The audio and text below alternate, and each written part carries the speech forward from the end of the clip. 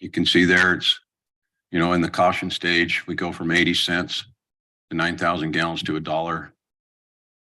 Go to concern stage, $1.32, so on and so on as we approach the higher stages of the drought.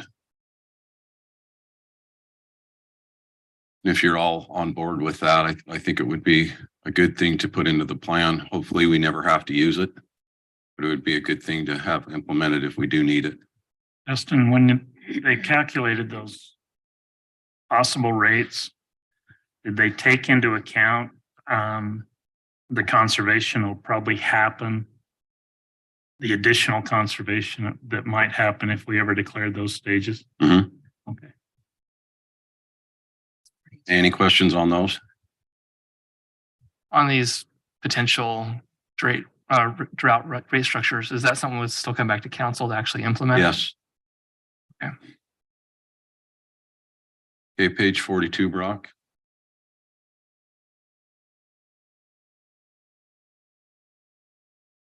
So currently, this is going to raise our impact fee to $29.70. Now, I've had some lengthy discussions with the engineer because you requested a separate impact fee for townhouse. Chris, can you help Brock find that attachment I gave you this morning? It's at the very bottom. So I had Sunrise Engineering do an analysis. Can you enlarge that a little bit, please? Scroll up just a hair, other way, down, right there. So it's hard to predict what our growth rate's going to be with townhomes. Is 20% of our build out going to be townhomes? Is 30%, 40%, 50%? So I had them scale that down. So if you look at 20%, the impact fee for a townhome would be $11.42. The problem with that is it raises your single family impact fee to $34.27 to cover the expenses that we need for future projects, being the well, the PRV, so on and so on and so on. So if we predict that 30% of our growth is going to be townhomes, puts your impact fee for a townhouse at $12.37, raises your single family to $37.12. Now I've forwarded this master plan to Suba, and Stacy Young has reached out to me, and he listened to the meeting when I last presented this, and he really liked our idea of trying to do this. And I've reached back out to him and told him the challenge that we're facing, and I haven't heard back from him yet. I invited them to the meeting tonight, but apparently they didn't attend. So, I'd like to know your thoughts on that. Do we stay with the single family impact fee at $29.27 and charge everyone that? Or do we try to structure something that's going to work for a townhome and raises the single family impact fee?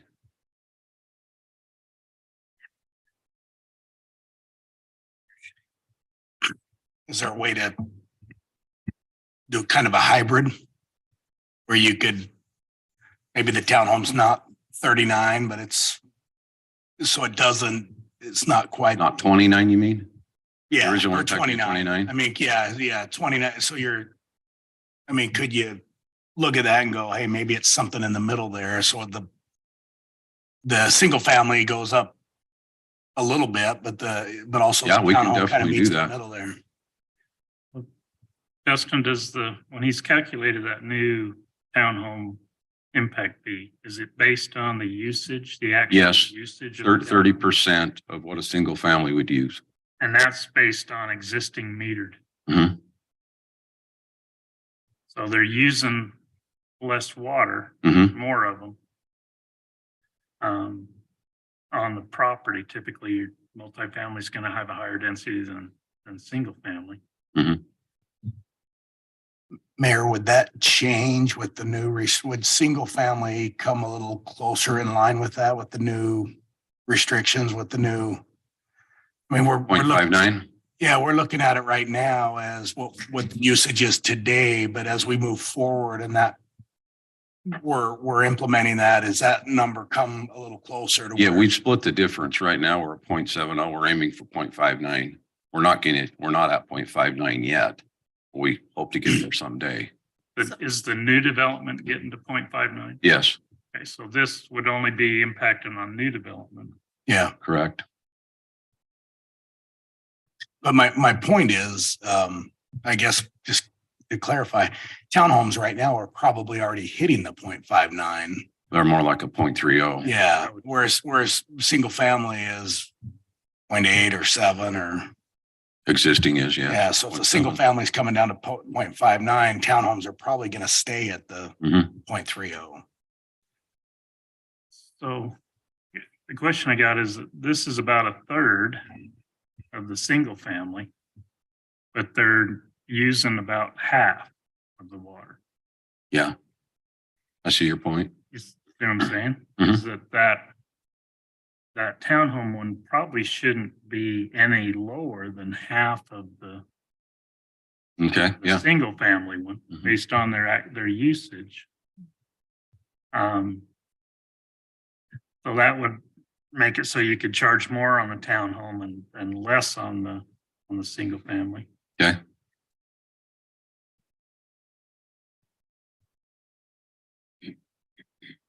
And it would be reflective of the usage, which probably should be.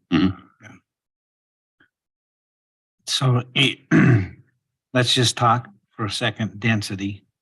So if we've got 12 townhomes where we would have 3 homes, you're talking about actually, Collected more off townhomes if you give them that density. Now, if they only got, you got three homes, you'd collect about 10 grand.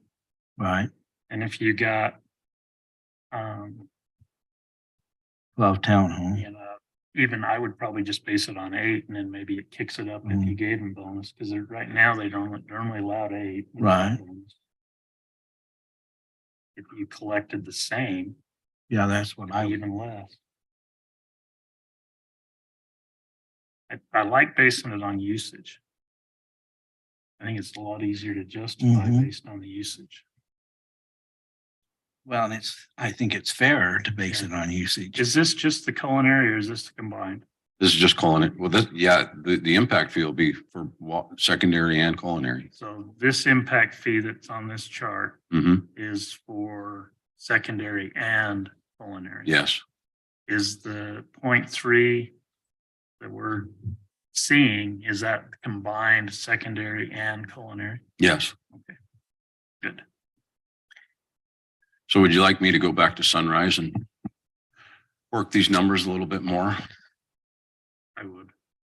And I think based on, you're saying, if we had that based on the, 0.59 and 0.3, if they were able to achieve the density bonus, you'd collect more impact fees and make up the difference that way.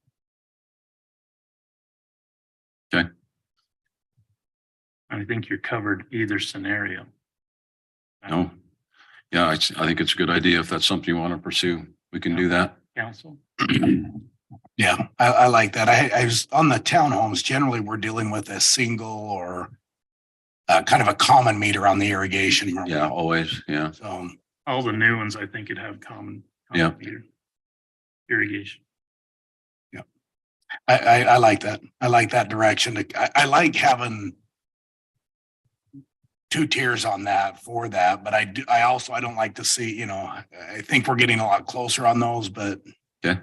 yeah, I like that. I like to see it simpler than a chart saying percent, because that, you don't know what your build out percentage is gonna be Mhm. until you get to build out. That's where the challenge is. You're collecting enough early on. Mhm. If it's based on usage, then it's pretty easy. Yeah. You have one fee that gets. Yeah. One assumption. Okay.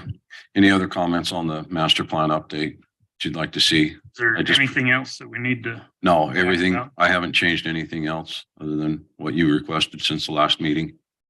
So if you're okay with those water rates, we'll just do some more research on this impact fee and I'll bring it back again. Any update on while you're there on the water study? I know the water rights study. Yeah, I was going to give you that update tonight in my staff report. They have been here twice. We've had several meetings. They've got some areas that they've located just out.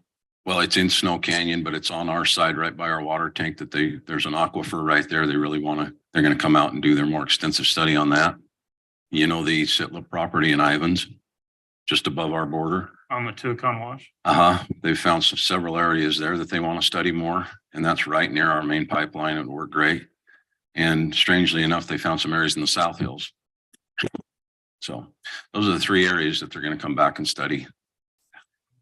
There is, I have a feeling. there is some value in the South Hills, Mayor. We don't de-annex it yet. I have a What he feeling. meant to say was the river. that runs through.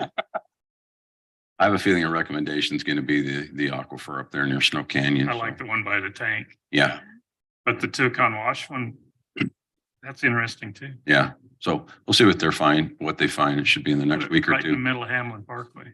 What's that? Put it right dead center in the middle of Hamlin Parkway. The road will do this. Yep. See, that's my update there. Anything else? Thank you, Okay, Dustin. thank you.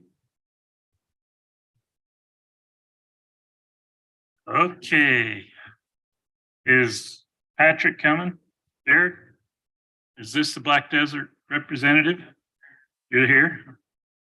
Okay, let's go back to item 3A2, Black Desert Project Plan Discussion. And I don't know. Oh, there's Jim. We'll invite Jared to come on up. This is a continuation from our field trip earlier in the day. We do have the maps that showing, yeah, we can just show the plat there. The exhibits you submitted yesterday, that's what we have. So we have this in the original project plan from you guys to talk about, for you to discuss.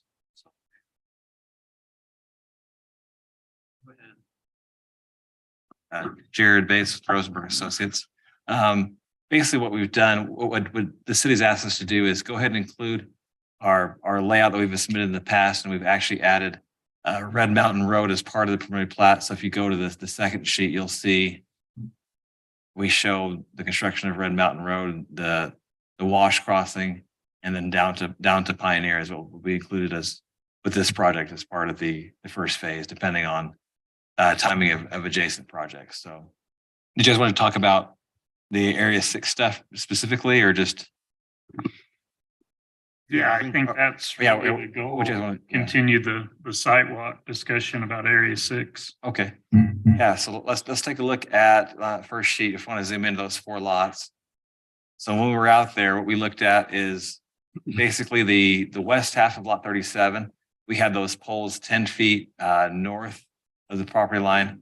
And then for the remainder of the lots, the east half of 37, 38, 39, and 40, we had them 30 feet off of the property line. So that's what we had out there. I know that, even out there when we were talking, we mentioned there are some ideas talking to Patrick, for example, for lot 39. Hey, let's be sure the building is just a hair north of where that ridge is at to try to save that ridge and try to save the view shed there. So yeah, what are you guys' thoughts, or what do you guys want to see? Maybe the question. Council, you guys walked it? Any input you want to give these guys? I really like the idea of the deed restriction to put those behind the ridges with the homes. That I think will protect the mayor from a lot of phone calls. Yeah, and I think that's a good compromise too. On lot 39, for example, we all kind of agreed, hey, we don't want, houses behind that spot that we all kind of agreed on. So I think that's a good way of doing it. And again, Kent Byland is not here, but he's the guy who really spends hours and hours on each lot, tries to figure out. Go ahead. If it's okay, if I can just speak to a minute, and I would like to invite, Your name? my name's Steve Maxfield, Black Desert Resort. I'm the overall project manager. So if you have dust control, whatever problems you have, give me a call. One of our favorite things up there is the view corridors. I don't know any project in anywhere that I've ever been involved with that has protected the view. So at some point, I'd like to invite all of you to come up, because I know we have the Santa Clara side, we have the Ivan side, and to come up and see those view corridors that we protected. One of the things that we're doing on the lots as we build out, that's also very important to us. How those lots sit, how those houses sit, what the landscaping is, because each lot is different. I wish you could have walked with me today over the hill and seen how it sat down in the lava tubes and the gorgeous views that not only really, if we build like on lot 39 that I've walked over on the backside, you guys would never see that from the road. but the amazing views that would have for the lot owner would be just absolutely incredible. And we feel that with each lot. So what we're also requiring on, at least on North Village so far, is that when we develop, they use our own landscaping company, which is Kent Byland, which is KJ Byland. And they've done Entrada and everything else. We make sure that interfaces very well. So on these lots, where I would be coming from, I think that there is room for negotiations. We do want to protect the view shed of the bicyclists as well. But my position is I think we can come to an agreement, a compromise, because we want the same things that you do. We've had Joe Platt, environmentalists walking these trails for a year now to decide what are the best trails to share with the public. There'll be 7 miles of public trails. My mom, when I drove through the property, because I'm kind of an anti-developer myself, she goes, "Is this going to be like Entrada?" She says, "Absolutely not. This is open to the public. The Oasis is open to the public. The trails are open to the public. And the South Village is an important part of that." So if you have any questions, technical questions, he's the guy to ask. If you want to ask from the development standpoint, that view is probably more important to us than I think a lot of you. We spend a lot of time analyzing where to put each lot, where to put each house, what plant works with it, what landscaping works with it. So do you have any questions for me? Comments, council? It's your chance to have input. I think. I think the key tonight is the focus was our field trip, talking about area 6. And I was contacted by Sean Scanchi, who for one reason or another hasn't been able to make it, in behalf of Patrick Manning, to put this on the agenda. We had the field trip. The idea was for you to walk and feel and see the area 6 that's in question. And that's lots 37, 38, 39, 40, 41, and 42, and the access road, which is a public street that would tie into Entrada, which is a private street. And you had a feel for that. If we could pull the original project plan up, Brock, the map. And so the lower portion here is area 6. And so you see the area 6 in relation to the walking trail that we walked on. And then if you draw a straight line from the diagonal of the green up there and draw it straight down to the next point, that's the area 6 area. And so that was shown, previously as an area that was going to remain open. We have the lava, we have, what's there in place. You can see the walking trail there, but it's that corner portion there that is being impacted, or the ask is, can this project, South Village, be developed, including a public road and 6 lots in the area 6 area. And that's what they're asking for, and that's what they're here for tonight. And I think we need to see how the council feels about that. I could turn a moment over to Matt Entz. Could you add on to that, Matt? But that's the question here this evening. That's what this discussion was brought to the council for. Yeah, I agree. I think that's the biggest issue that not only the developer, but the staff could use some direction on from the city council, because we know this has been an item of interest for the city council for some time. And this plat is basically ready to, come before you in a fairly short amount of time. And so, any sense we can get from the council of what you want to see, what you think is important here. If you see an alternative that you would prefer, we'd love to hear all of that. The other thing I'll just mention that hasn't really been talked about yet is we have been working on an amendment to the development agreement for the project. It mostly is a cleanup effort, just to, now that we're a little further in and we have a little better idea of what the project is shaping up to be. We're cleaning up some of the requirements that now don't really fit in the context of the project as it's now currently conceived. And that's going to be coming before you soon as well. And that, may be impacted by this discussion too. So, but I agree 100% with Jim. The critical, I think, question for the city council tonight is how do we deal with this? Essentially, what's essentially an overlap between Area 6 and this proposed plat. And if we come out of here tonight with some direction on that, I think we'll feel like we've made some progress. So. In that area, correct me if I'm wrong, Matt, but it's approximately 5 to 5.5 acres would be the area that they would be Yeah, I going don't- into. I don't So- recall the Yeah. acreage, but like you said, it's basically 5 to 5.5 lots, that we looked at on site. Mhm. So.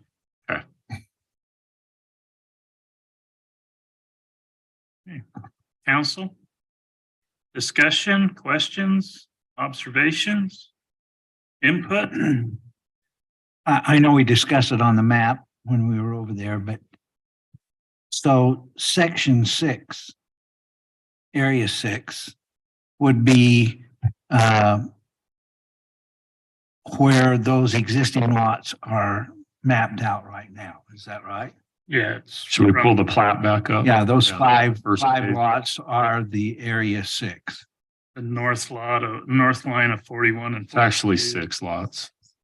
Yeah, 37 too. 37 is kind of half and half. Part of it, I think, is in area 6 and part of it isn't. Yeah, and I think part of 38, 39, and 40 as well are part of it was in, part of it was out of area 6 as well too, right? You have to have that exhibit that shows the overlay. I don't know if we have that. I have what you provided yesterday. Right. That's what we have. So in that, just to clarify, is the easement above lots 41 and 42? And again, the general plan is a map without boundaries. I mean, showing if you look at it originally, the golf course where it's shown on would be The up on project plan, that area, right? Just to the right of area 5 there actually borders, it shows the golf course where it would be right on the ridge, and it's been shifted into which is where it should be. I mean, it's which does allow for some areas above that to be developed, but based on this, you would have had area 6 preserved, the golf course surrounding it, and then area 5 is a high density 2-story on that. So the question I've got is right above the easement shown right there, right there, and what's shown on the plat. Do those still align with? Because if you look at that and you look at the plat, there's basically 6 lots there that are below that.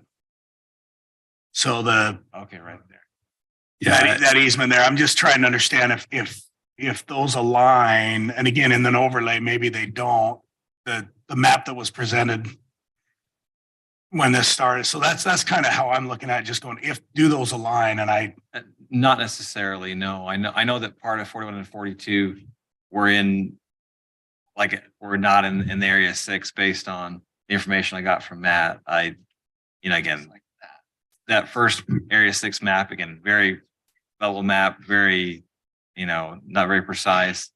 I don't even know if it was to scale or whatever. I don't know. yeah. I would just say, just kind of eyeballing it, I think maybe the western portion of lot 41 may be outside of area 6. I think 42 is clearly within that area 6 area and most of lot 41. So I'm sorry we don't have that overlay handy for you to look at, but it's definitely, it's all or a significant portion of 5 lots and then a portion of lot 37 as well. Okay. I think that's reasonable. So, and I wasn't involved, and I'll maybe just speak, and I know someone to the right of me will have a lot more to say, so I'll sure. Again, I wasn't involved in early on with that discussion, as many were doing the sidewalks and on that. Standing there today and seeing what's there, I can see the intent is obviously to protect those lava formations. I would agree that, with what was said by the applicant with Kemp Island and that group, they do a very good job, a great job in preservation and in tucking things in and preserving great lava features. The concern is the road. You look at 39, 38, the other lots are outside of area 6 anyway, but it's close to the trail. There's some very So I don't know if there's the ability in looking at this. I think lots 41 and 42, I mean, possibly could that road shift a little bit to where you preserve the face of those? A couple of those lots go away, but 41, 42 grow a little bit. Might be a possibility. You know, but I do see the intent of the planning commission and the council at that time. I can see exactly why there was so much emphasis put on this in preserving those features. The golf course coming through there, I think only enhances what that does. And then just assuring having the assurity that those things are protected. And how we do that, I'm not totally sure, but just some ideas. So would you guys want to see, I don't know, kind of thoughts on my side is, you know, often when we have questionable areas, we provide like a rendering. So like, for example, if we have a, you know, question like a height of the building or a location of the building versus the road and other features, we can do a rendering that would show where the houses would be at and how their heights look. Would you guys be open to something like that? Would that help you guys make some decisions, or that's just kind of a thought? That makes sense. In my opinion, lot 40 sits way down in a hole, well off the trail. Lots 41 and 42 can be tucked back up in there, and they're small. I mean, I shouldn't say they're small, they're half-acre lots still. So it's those front lots that, again, with the golf course shifting where it's at and it's properly placed, it's just, I think for me, it's 37, 38, 39. Yeah, and lots 41 and 42, Commissioner Shakespeare, the depth, you know, for the size, they are half an acre, but I wonder that one says 107.34, just, you know, to create that flexibility that Kent and they're talking about, they're looking for to locate a home. I just wondered about the lot depth compared to the other, how deep the other lots are in the area. Explain to me a little bit, because as I looked at it, it didn't look to me like the home sites would be very visible except from the road or the trail, not from the homes to the south along the wash. And so therefore, area 6, it's partially compromised, but as a whole, you're going to have the golf course on the knolls on the higher ground and the homes behind or in front of that higher ground. Looks like it's a pretty good compromise for what we wanted to preserve as far as view shed, because the high ground will be maintained as view shed. Right. Is that the way the rest of you looked at it? I think the concern that I had out there, and I spoke to Patrick about it, was there's a ridge on the center of 39 that is high. It's quite a bit higher than the trail, kind of an obvious thing. I think Steve mentioned maybe pulling something so you're developing on the north side of that. And I think if you modified the lot lines a little bit and identified the do not disturb areas clearly on the plat to where that ridge of black lava that's very visible is protected and any construction is beyond and with the height limitation so that the building can't penetrate the view shed across the top of that lava. Because that right now, if you tried to set a house in the dead center of 39 as it's shown, it's going to protrude 15, 20 feet above the cap that's there. So it's going to be very high. I'm wondering if we need to kind of go through that exercise with your design team on these lots to where you would show those areas that would be left undisturbed within those properties and give you a little flexibility to lay something out that you could, bring back to the council as part of the preliminary plat. Because the preliminary plat is a time when we also would set any limitation on height restrictions and those types of things. To really understand what that is, you need a little bit more detail than what we're seeing on the plat right now.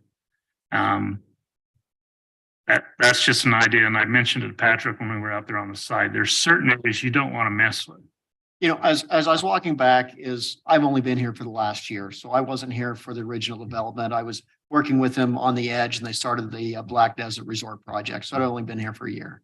And as I was walking back, you know, and he said this right to you, he says, we'll lose that lot before we'll build something on it. And that is his commitment. And he said it to you, take it away. I walked over that hill and it was very clear to me that you're looking down to that lava, that there could be something built. It's not this huge 20,000 square foot mansion, but there is something built that would have value to it. The other thing that I think is very important for the council, while we're looking at area 6, the original development agreement we talked was high density, multi-story houses, which was very high density. And we says, hey, look, this doesn't really fit Santa Clara. It doesn't fit us. And so part of that compromise, as we started to build the golf course did not want to be on the ridge. The golf course wanted to be out in the bottom is where it needed to be. And you can see how clearly, and I want to take, you know, all the council members on a Monday or Tuesday, we'll drive through and show you how we protected that. The compromise from the developers, which Black Desert Resort is saying, instead of that high development, we want this low development 42 lots. We want it very low impact. We want to maintain the shed. So part of that coming back from us is that negotiation on this area 6. Is we've given up the high density, we've moved the golf course a little bit, and we're coming back and saying, we're seeing that this could be developed, but you're right, and we're 100% on that lot.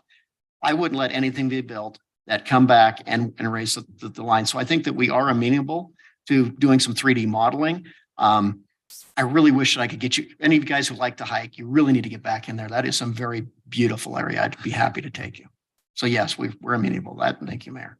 Mayor, I just wanted to mention that Brock did find that overlay and he's going to drop it in so he can pull it up for you. I do think it'll be helpful to look at it because 37 is not as affected as much as I thought it was, and 38's about half and half. So I think it'll help for you to see it. The other thing that, and I'll let the other councilman speak a second, is that there's a ridge that goes up through what's 36, 35, 34 to the north. And there's another ridge on the other side where the cul-de-sac is coming down. The same sensitivity that he's looking at, I would expect to occur in those areas too, because those two ridges are visible from outside of the project. They're predominant, some of them solid lava ridges. So as the project goes through the approval process, we definitely have some issues with area 6, but I think there's some other things out there that we want to be really sensitive to. And I think you do too, as far as where those individual pads are going to be located and elevations of those pads so that you don't, break up some of those ridges that are very predominant for your project, as well as from the city's perspective, viewing that project. So Mayor, what would be a good point to go through that? In the building permit type, because I know Ken has the same vision, right? Is once someone buys a lot, the house is developed, and then I think you could put some conditions on the plat that would just require that as they go through. Is you're gonna do two things. You're gonna get a preliminary plat approved, but then you're gonna go through and get your road construction plans, and I know that you've got those pretty well along. But you're also going to have to do individual grading plans for the lot. The entrada process is right. Then can testify. I mean, it's a difficult process for a builder to go through because of the sensitive area of the area you're developing and the intent of the developer to preserve that. It's a matter of wordsmithing that into a condition that can be attached to the plat that identifies the process that the city's going to administer and that you're going to adhere to. But I think that can happen. Right. I mean, I could see a note just basically saying all lots require individual grading plans approved by, and then you guys could look at that, planning as well as. Well, and I know we have other council members too. I know, Lena, you're thinking about some comments that you have. But just thinking about this out loud, and our planning commission chair, Mark Hendrickson, is here tonight as well. Preliminary plat here, we're talking about 3D modeling. We're talking about building envelopes, things of that nature. I want the planning commission to have the information they need to make a good decision here and then make that recommendation to the city council. So I think we need that detail and that information through this process. So I'll just turn it back to the council now, but that would be my comment. So Lena? Better let you talk for while you still got some tongue. I'm fine. I just, having been on the planning commission when this came through originally, I have some pretty strong feelings from when we walked that and made our recommendation to council that Area 6 not be included for development. And that's how I recall it. Matt can check minutes, but that's how I recall it, is it was not going to be included for development. And there were a couple of reasons for that. It wasn't so much the view from the neighbors to the south, on the other side of the road and across the wash. It was really, some of it was the view just driving through the fields, for those driving through the fields. And the other part of it was just the preservation of the lava itself because of the age of the lava and its geological, importance, I guess you could say. I realized that the golf course moved, that on the bubble map that we looked at way back years ago, that it didn't these homes on the east side weren't even anticipated up along that because the golf course shifted. So I could be okay even with the homes to the east of the ridge line coming down to the south. I have biggest concerns with the homes that are and the lots that are south of the roadway. I'd like to see 40 and 40 or 41 and 42 that are north. Elevations would make a big difference for me and what the homes might look like on a 3D from there. But the lots that are south of the roadway are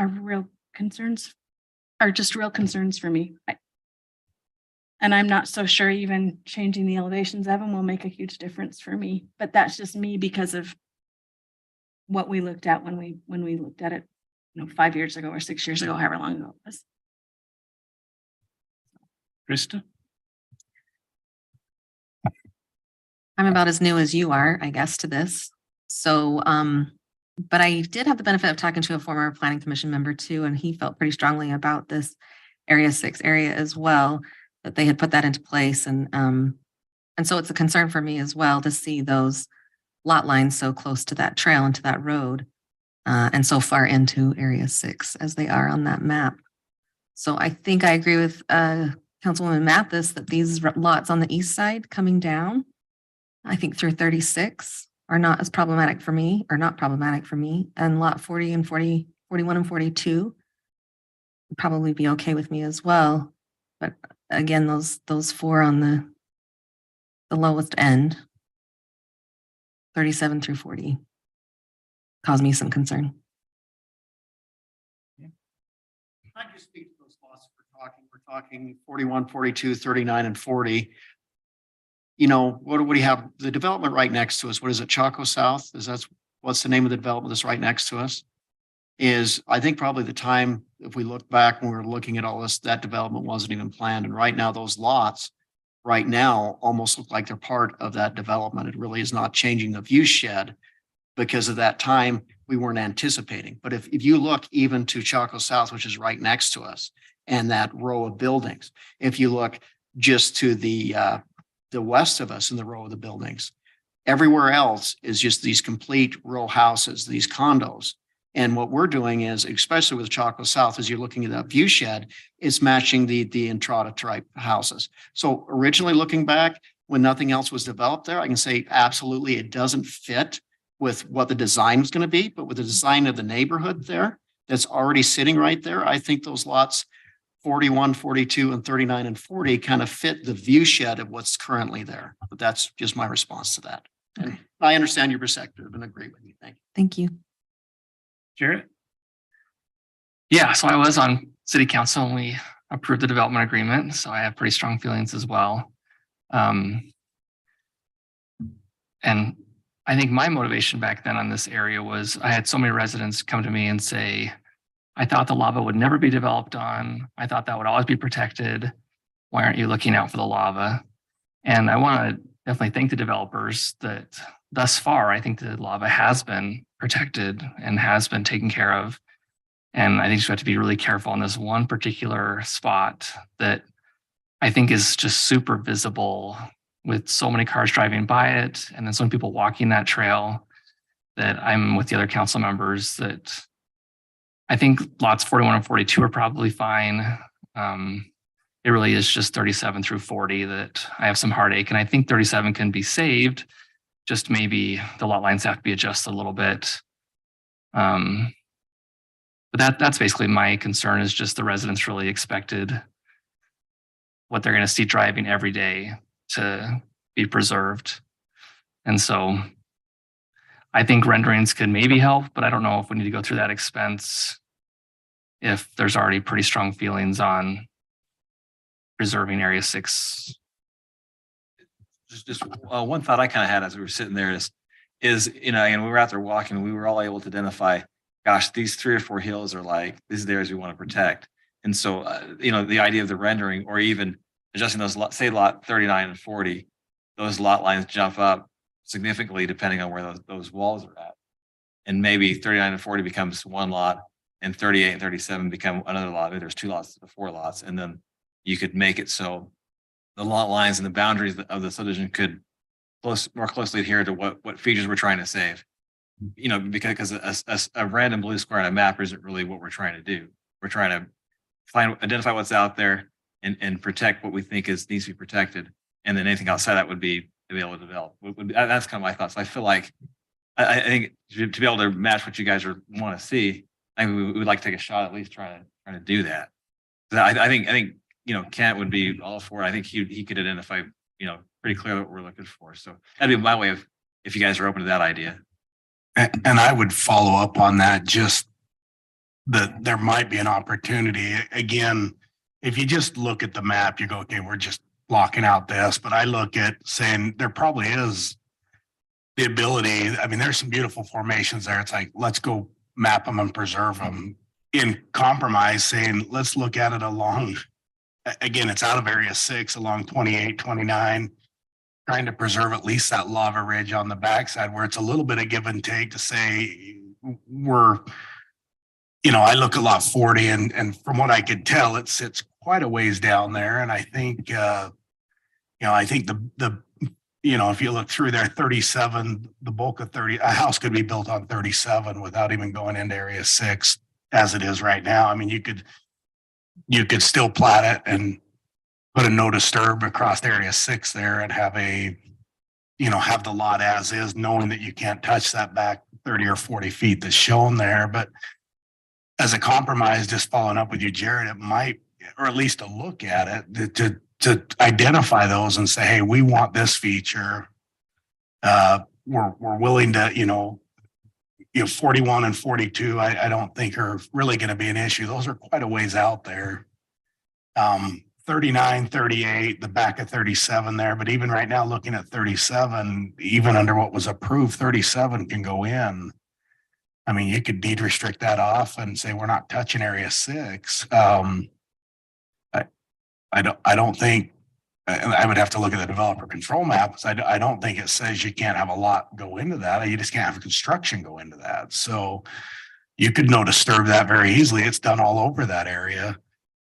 But in return going, is there the possibility on the backside of 28, 29 across that golf course side to preserve that beautiful ridge and a little bit of give and take to where,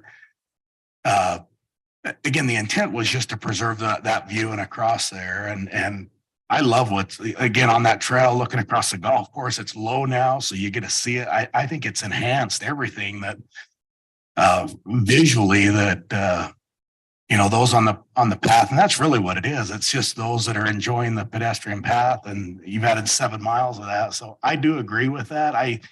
It concerns me that there, again, 39 and 38 there's some great lava features there that even blocking that out, does that leave enough for a home site? I don't know. You know, just standing where we were, I don't know if that's works or not, but there's plenty, they're big lots. So it's not, you know, putting a 4,000 or 5,000 square foot home on there. There's plenty of room there to tuck in and preserve that. And that's exactly what the developer, you know, Patrick has said is, hey, we're willing to, you know, compromise, you know, out of all those lots, 37 is really important to them. And just like you said, we could build on it as is. But most of these people, when they build on these lava features, they're doing it for the same reason. They want to protect them. Yeah. They're not going to go out there and build a patio or something, you know, and destroy and level it out. we kind of restrict that. And that's one of the reasons that anybody that comes to build, they have to use us to build their pad site for their design, their construction. Once we get the plat through, and like the height restrictions, if you guys have a height restrictions and a view shed, you have that chance to approve or deny that once they come in for the building permit on those individual lots. So you do have some individual control once the plat is approved. And I think with the developer, this thing is, we're pretty well developed. We've got the golf course in. We've been a really good player. We put millions of dollars into road impact. We've got several millions of dollars of putting a 16-inch water line in for Santa Clara that we can't even tie into, that maybe if we come in off the 10-inch line. We've upgraded for St. George all of the water tanks. So we're putting tens of millions of dollars in, and that isn't any reason, but I'm showing how good a player we've been, because we want to be part of the city. We want to be part of the infrastructure, and we want to make it. And as part of the concessions, we've already said right to begin with, we're not doing the high density. We pulled the high density out. We're going to put these lots. Go ahead. Clarify that. So if this is approved, you're going to reduce the overall project density in the development agreement. Well, my understanding on the development agreement, and I could be wrong, is that originally when it went back, and like I said, it's only been here for a year, and this is short for Patrick, is when he showed the bubble map. Originally with the bubble map, you had high density, 2-story development inside the golf course protected by the lava. Is that correct or incorrect? I was going to say, if you pull that, it's probably a separate discussion that need to verify with Patrick, but Yeah, that's something we'd have to discuss, but Mayor, I think I can speak to maybe that. just speak to that a little bit. I don't know that we ever saw a specific plan for that. I think that has been represented by the developers from the beginning, that they were going to do a higher density product in that area. I don't think we've ever actually seen a plan for it though. So that's my point, is that right now the development agreement has a maximum number of units right.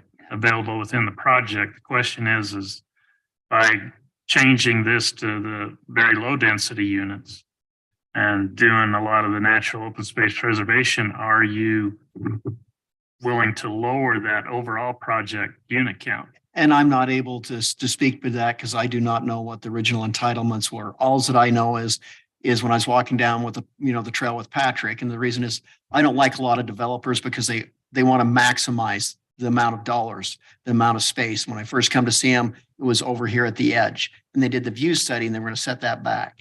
And he did the same thing here. He says, when we first come in, we were talking about high capacity, high development inside this area and keeping 6 out. And we said, instead of doing that high capacity there, we agreed for this view shed, just simply put in kind of a low key, large lot, residential development. I don't know how that impacts the overall numbers. I'm not aware of that, so I can't speak to that. But what I can speak to is we are willing to discuss combining lots, eliminating lots. And it's like lot 40, why lot 40 is probably the farthest one that's out. It's the one that least affects the view shed. It's the one that has the least amount of interesting lava, in my opinion. And so as we're looking just at hard boundaries, we're willing to give concessions. Absolutely. We're willing to work with you in any way that we can. And just as far as view sheds, how important it goes for us, we have Entrada that has only 2 homes at a roundabout that we affected their view sheds. So we took all of area 9, absolutely no build, just to protect 2 homes. And it's important to us. We'd like to work with you, and it's like Patrick, if lot 39 is an issue, 37 and 38 are more of a problem, he'll give up 39 just like that. We have the road there. The road, to me, still has to go into somewhat that location because we got to have the fire access to where that road comes in next to us. So I don't think there's a lot of room that we can move the road as it comes in, because it's got to connect to the other road at some point. And then, Matt, the first action item city would have would be to amend the development agreement, correct? Potentially. I don't think we've talked exactly about what order to take them in, but sure. Yeah. We requested that they consider committing to their water. Their water used to be 0.3 acre feet per connection. He was going to get back to me on that. Have you heard anything on that as part of that development agreement amendment? Well, I think the real issue is that development agreement covers a lot more than just the South Village. And that's more of a complex issue that I'm not able to speak to. Just, off the cuff. We had somebody walk in from the reserve the other day and he says, I've been appointed from the reserve to come over to Black Desert because we know you're doing all these water conservations and we want to do the same things. We put together a community group to show them what we're doing to conserve water.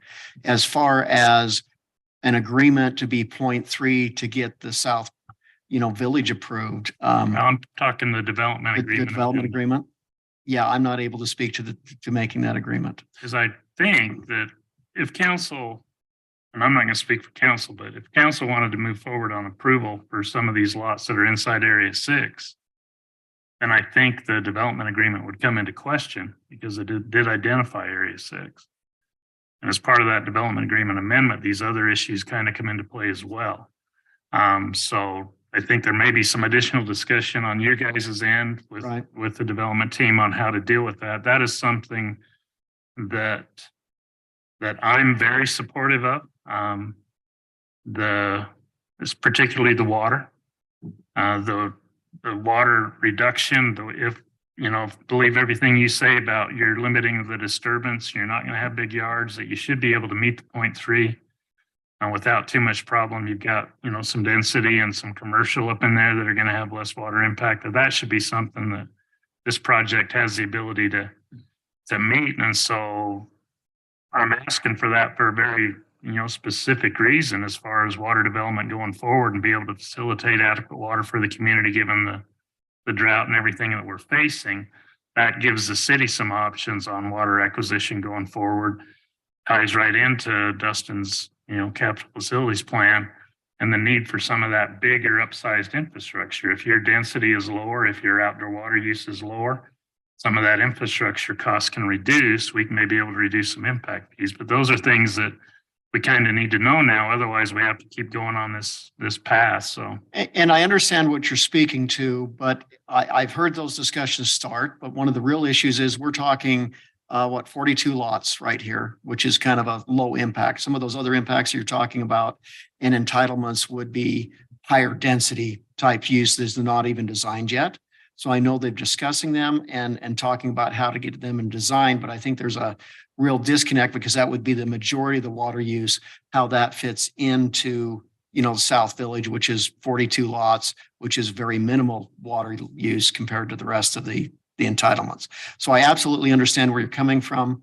I can tell you that there have been internal discussions, but it's really hard to, without what they've got planning, to see what the real water use is going to be. I think we can look at the household use as far as the lots is what is the current use for the lots of Entrada? Do we know that? Can we compare that?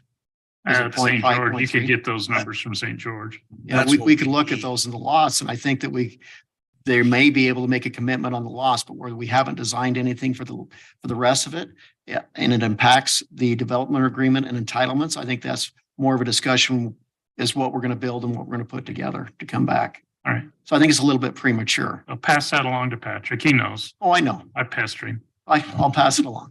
Mayor, I'll bet there. Again, you've got single family homes with no turf, all drip irrigation. Most are seasonal residents.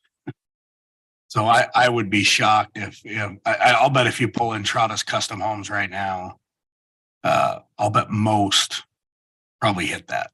That's what I would anticipate. And I understand from the applicant side that, a lot of that, again, if there's an area in Santa Clara that's going to have the least impact on our water, it's probably, everything's going to be off irrigation and kind of clustered in there. The area we were talking about before, and again, I know we didn't have plans for, is Area 5. Again, I don't have the minutes in front of me, but that was, the intent was to preserve Area 6 and have some higher density, and Area 5 was a discussion. So in the grand scheme, I actually like going out there. Jared's got the capability to go out there with GPS with any members of the council and the developer and their group, and really look at what can get preserved. And just, if we want to look at that, it certainly can be done. A developer control map can be provided that shoots finished floor elevations and locations of the build pad and things like that. So there's ways to, without just saying, because I agree, I would rather find some compromise in it that works for everybody, that says, hey, let's preserve this. Let's maybe look outside for both parties and really get the best of both worlds to where what it was intended to be preserved can be preserved, and what can be developed should be developed, knowing that at the end of the day, we're getting less density there, and we've got, we protect the view sheds of what's going across the golf course and things like that. So that can be done pretty easy, and elevations be set. I agree. I don't think 40 has very little. It just sits down. I just don't, at a 17-foot height, I don't see how that's going to impact at all. 39, 38, those lava features there, and 37 can already hit that. So it just really comes down. That's what I would like to see. I don't know how the council feels on that, but it'd be great to just see we're looking at them today, and you're looking at them on the. And I think, I can't really speak for Patrick, but I can pretty much do. I think he could say, hey, we'll give away lot 39. 40 doesn't make sense. And we readjust 37 and 38 and solves a lot of the issues right up front. So, I mean, you come back with what you would like to see and what makes sense. And we'd absolutely. The other thing is I'd really like to get you out there, because the golf course, we have protected more than we were required to. We have moved things around because we want to preserve that. And without actually going through and seeing that, we have protected a lot more than we were required to, because we're part of the community. I mean, I drive by it, I hike the trails. We absolutely love them. So, I mean, like I said, if 39 is a problem, let's get rid of 39. If, 40 makes sense, it makes sense. 41 and 42 is a matter of whether you could build up there and maybe reconfigure lot 37 and 38. So you guys are happy with it. I think from the developer, where they would like is getting this preliminary plat approvals is pretty important. It's just far as all the time frame and everything else that we're doing to get the roads and the improvements in. And so I think that would be our position is let's adjust some of the lots, find something you're happy with. If there's some height requirements that you want to set as far as the plat requirements or sightline requirements that you want to see, we'll be able to handle them with individual lots. Because there's some lots out there that very clearly are going to have kind of basically a walkout garage at the bottom, because they're sitting so far down against a cliff, you're never going to see them. Other lots, we're not going to allow that because it wouldn't make much sense. So each lot's going to be individual to make the view requirements. And it's pretty hard to go through each lot, because each owner is custom. They see what they want. We'll set the elevations, we'll look at it, and then we'll bring it back in for approval on that. And does that make sense? And if it doesn't make sense at that time, you guys can deny it, and we'll go back to the drawing board on that individual lot. As far as an entire plat, it's pretty difficult to do on every single lot as a plat to begin with. I think, Matt, I see you're wanting to talk, and Mr. Maxfield has spoke quite a bit. There's some things here that need to be done. Area 6 is part of the project plan right now and part of the development agreement. I don't see how we can plat lots on a public road in Area 6 without Area 6 being amended through the development agreement. Well, and maybe I can clarify that a little bit, Jim. The development agreement is actually silent on Area 6. The only way that Area 6 is referenced in the development agreement is through the bubble map exhibit that we've been looking at that shows it in blue. That's Actually, a project plan. Actually, but it Yeah. shows it as a development area. Mm-hmm. But when the development agreement was approved and when the golf course conditional use was approved, those were approved with the condition that, and I actually went back and looked at these minutes. I sent a copy to you, Elena, because I know you were interested. I went back and looked at the minutes, and they were approved with the condition that there would be no excavation in Area 6. That's the way it was worded. Now I'm not bringing that up to throw cold water on anything that's being discussed today. I mean, obviously the council can modify that however they want to, but I think that it actually isn't addressed in the development agreement. It was just a condition of the approvals that were given of the development agreement and of the conditional use permit. And I think there was a reason for that. I think the reason was, and I've mentioned this to a couple of you, that the developer has been trying to preserve value in some of these areas that are going to be ultimately preserved. because they want to be able to show the IRS when they donate these areas, essentially give up the development rights to these areas, then they can justify a value for a tax credit. And they've been open about that from the beginning. So I think that's why there was a little bit of dancing around that when this was originally approved, as we were trying to help accommodate that. So Area 6, technically, there's nothing in the current development agreement that needs to be modified to address Area 6. That's the first thing. Second thing I wanted to say is there was a comment made, and I don't know that it was intentional, but it suggested that the city should decide what it wants to see and then let the applicant know. I just wanted to make clear that, and I think everybody understands this, that it's the applicant's responsibility to take the feedback from the city council and bring a proposal back. So I think that's understood, but I just wanted to make clear. The third thing I was going to say is, there's been some talk of, non-disturbance areas and things like that. I personally think that's a great way to address some of these issues, is with a non-disturbance area or areas that's just indicated on the recorded final plat so that it's clear to future purchasers, it's clear to the city when a building permit application comes in. I think that's a great way to resolve some of these issues if the city council is comfortable with that.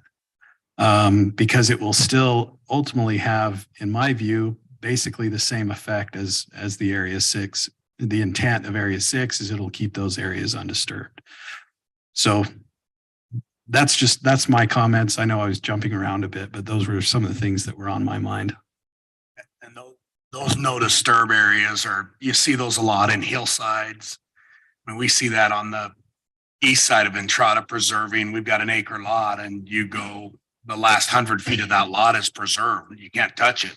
I have one on my lot. I have a Going up that half acre lot and a third of it is in a non-disturbance area in the And back. it is the best to get those on the plat, because then you're right, it carries on with any ownership, anything that comes in for addition or expansion knows right out that that's the limitation of that. And I wanted to just add one more thing if I can. So Patrick today said that this line for Area 6 was drawn somewhat arbitrarily back in the day. And I agree with him on that. When I voted for that, that was more like, that's pretty close to protecting all the lava. So going back to what Jared was saying earlier, I really think the goal all along was protect those features, protect the view shed. The actual overlay line isn't as important to me as what's actually going to be protected. So when I see these where Area 6 is overlaid, like we approved that, but again, it's not like we went out and surveyed where that was drawn. We didn't exactly know where the lava features were when we approved that. It was just, we need to protect those features. So I think what you were saying earlier really is what I would want to see.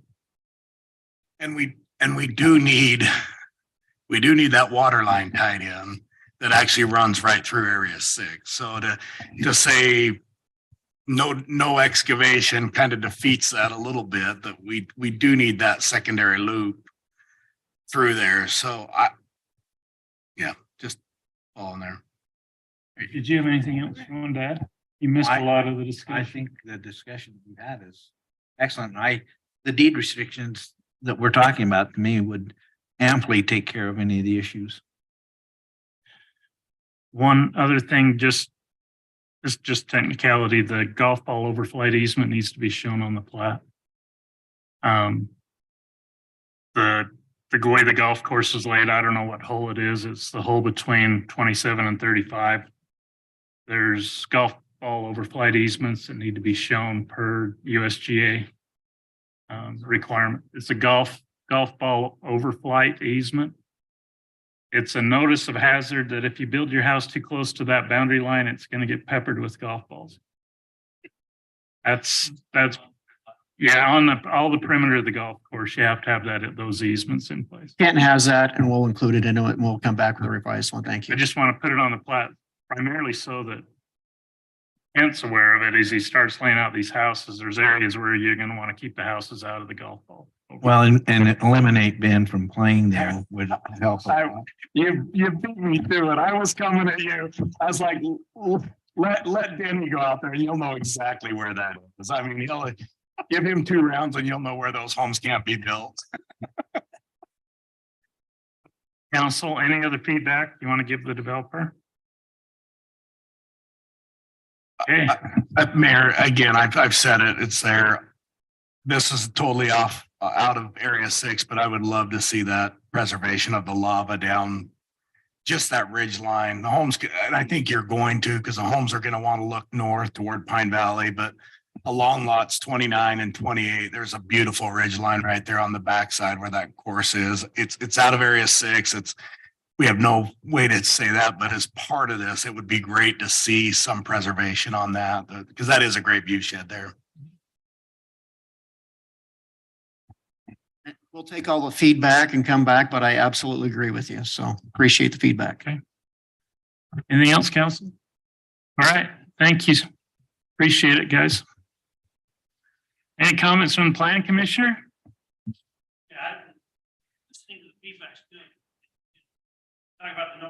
If you were gonna answer that question, you have to come up here and introduce yourself. Art Hendrickson, you want my address too? 3174 Canyon View Drive. It's very educational, but when Lena brings up the fact that we stood right on that corner of that turn as a planning commission and looked at these things, there were some of us that really voiced that concern about the preservation of the lava fields. So as you look at lot 37, 38, 39, 40, I had the luxury of using his topographical back here.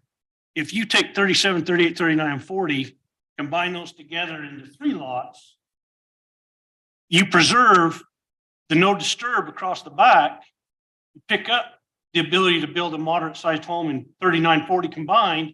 37, 38 is changed in shape a little bit because the topical graph goes through that and ends in the corner of that bit right there. So absolutely, I want to see you preserve the lava. And Kent Byland has heard that from me for 100 years. But I think you could win both things. I don't think, I mean, you're 78 feet from the back of that trail to the back of lot 37. So those are the things that I'm worried about. I'm not real sure about the water line.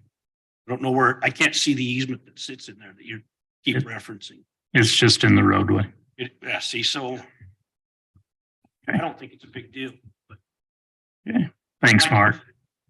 All right, thanks, guys. Okay, ISO update. Who's doing it? Chief?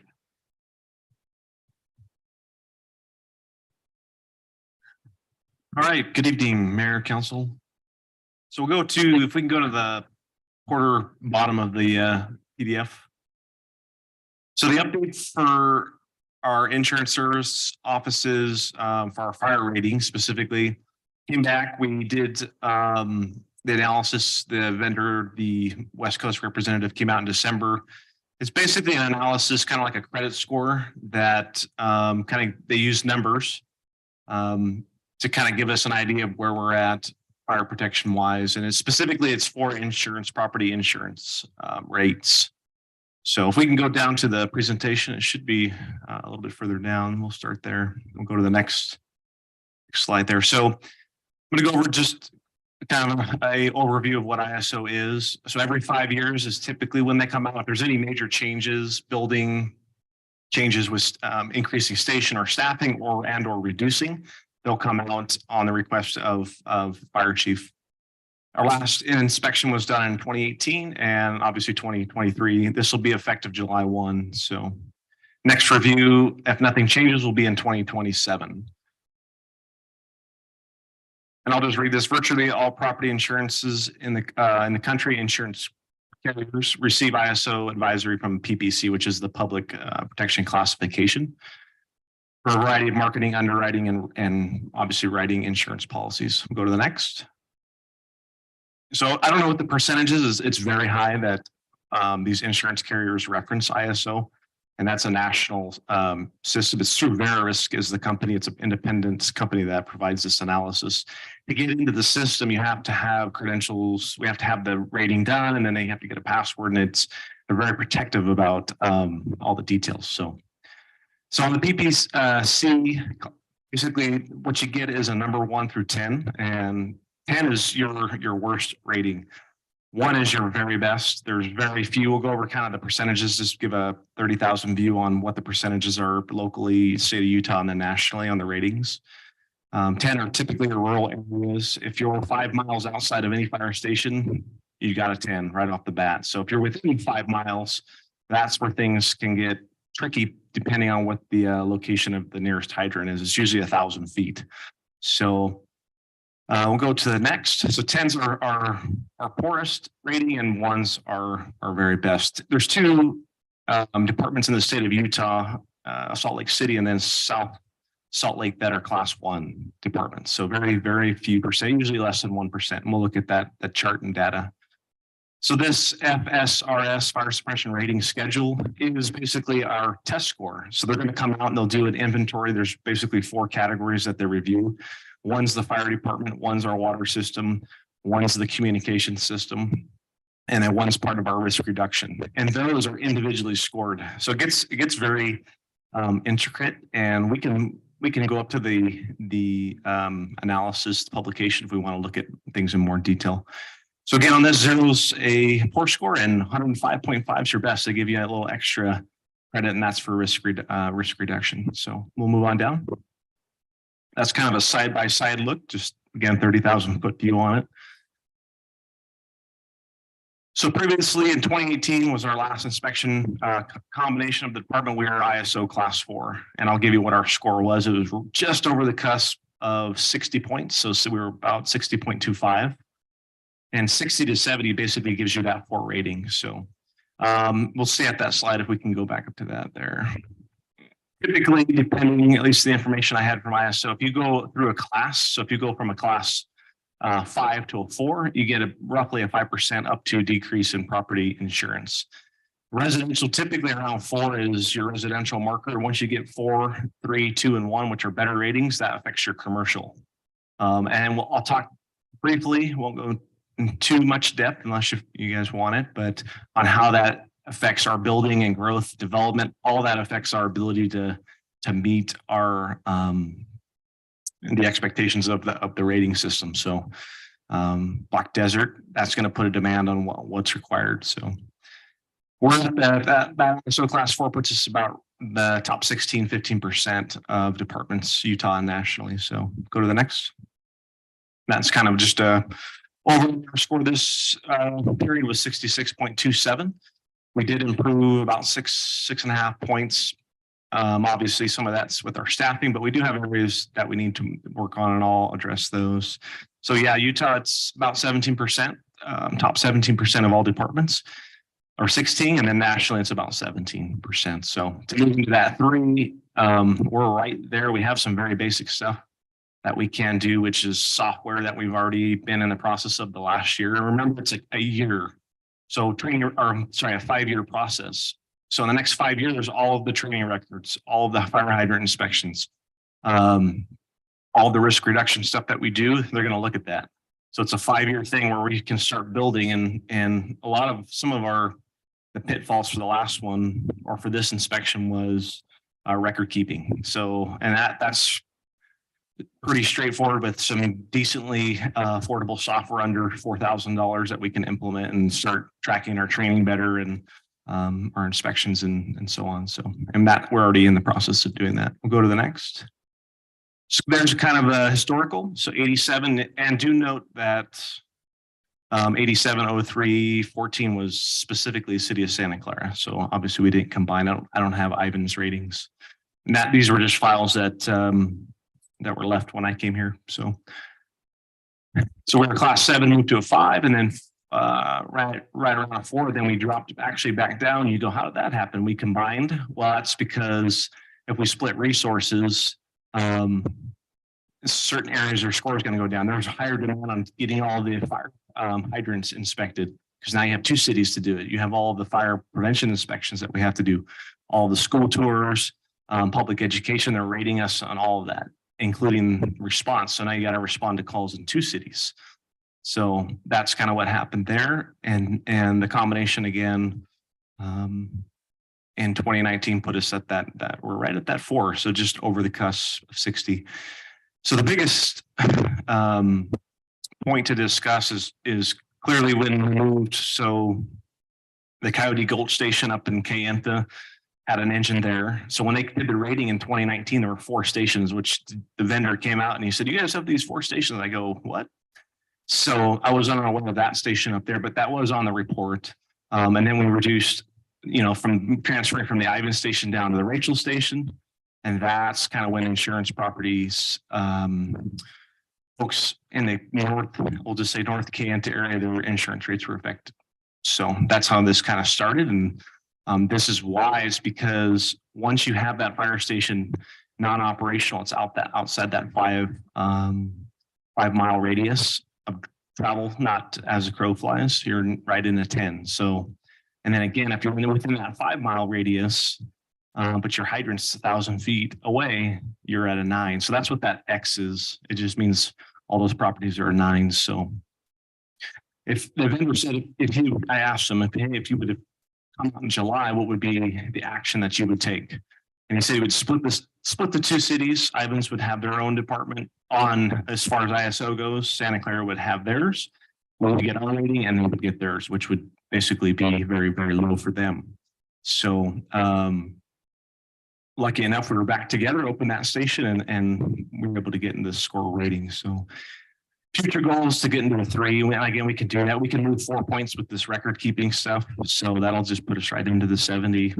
There's other things, staffing. I'll just give you my whole goal of this is educational stuff and just kind of ideas and thinking about the fire department and what this rating system is. But if we add 3 people, you get 1 point. So I can spend $3,700 for software and get 4 points for record keeping. I could add 3 people, they'll give me 1 point because we have 3 different shifts. And they're only counting what's on the day of service. So like if we have a fire today, and that's actually 6, and then myself and Chief Fold, we respond from home, so we get an extra little point there. But we'll go to the next. And that's just another bar graph visual. Where we're at in Utah, there's about 54 class 4 departments and then 2 class 1s. And I gave you those.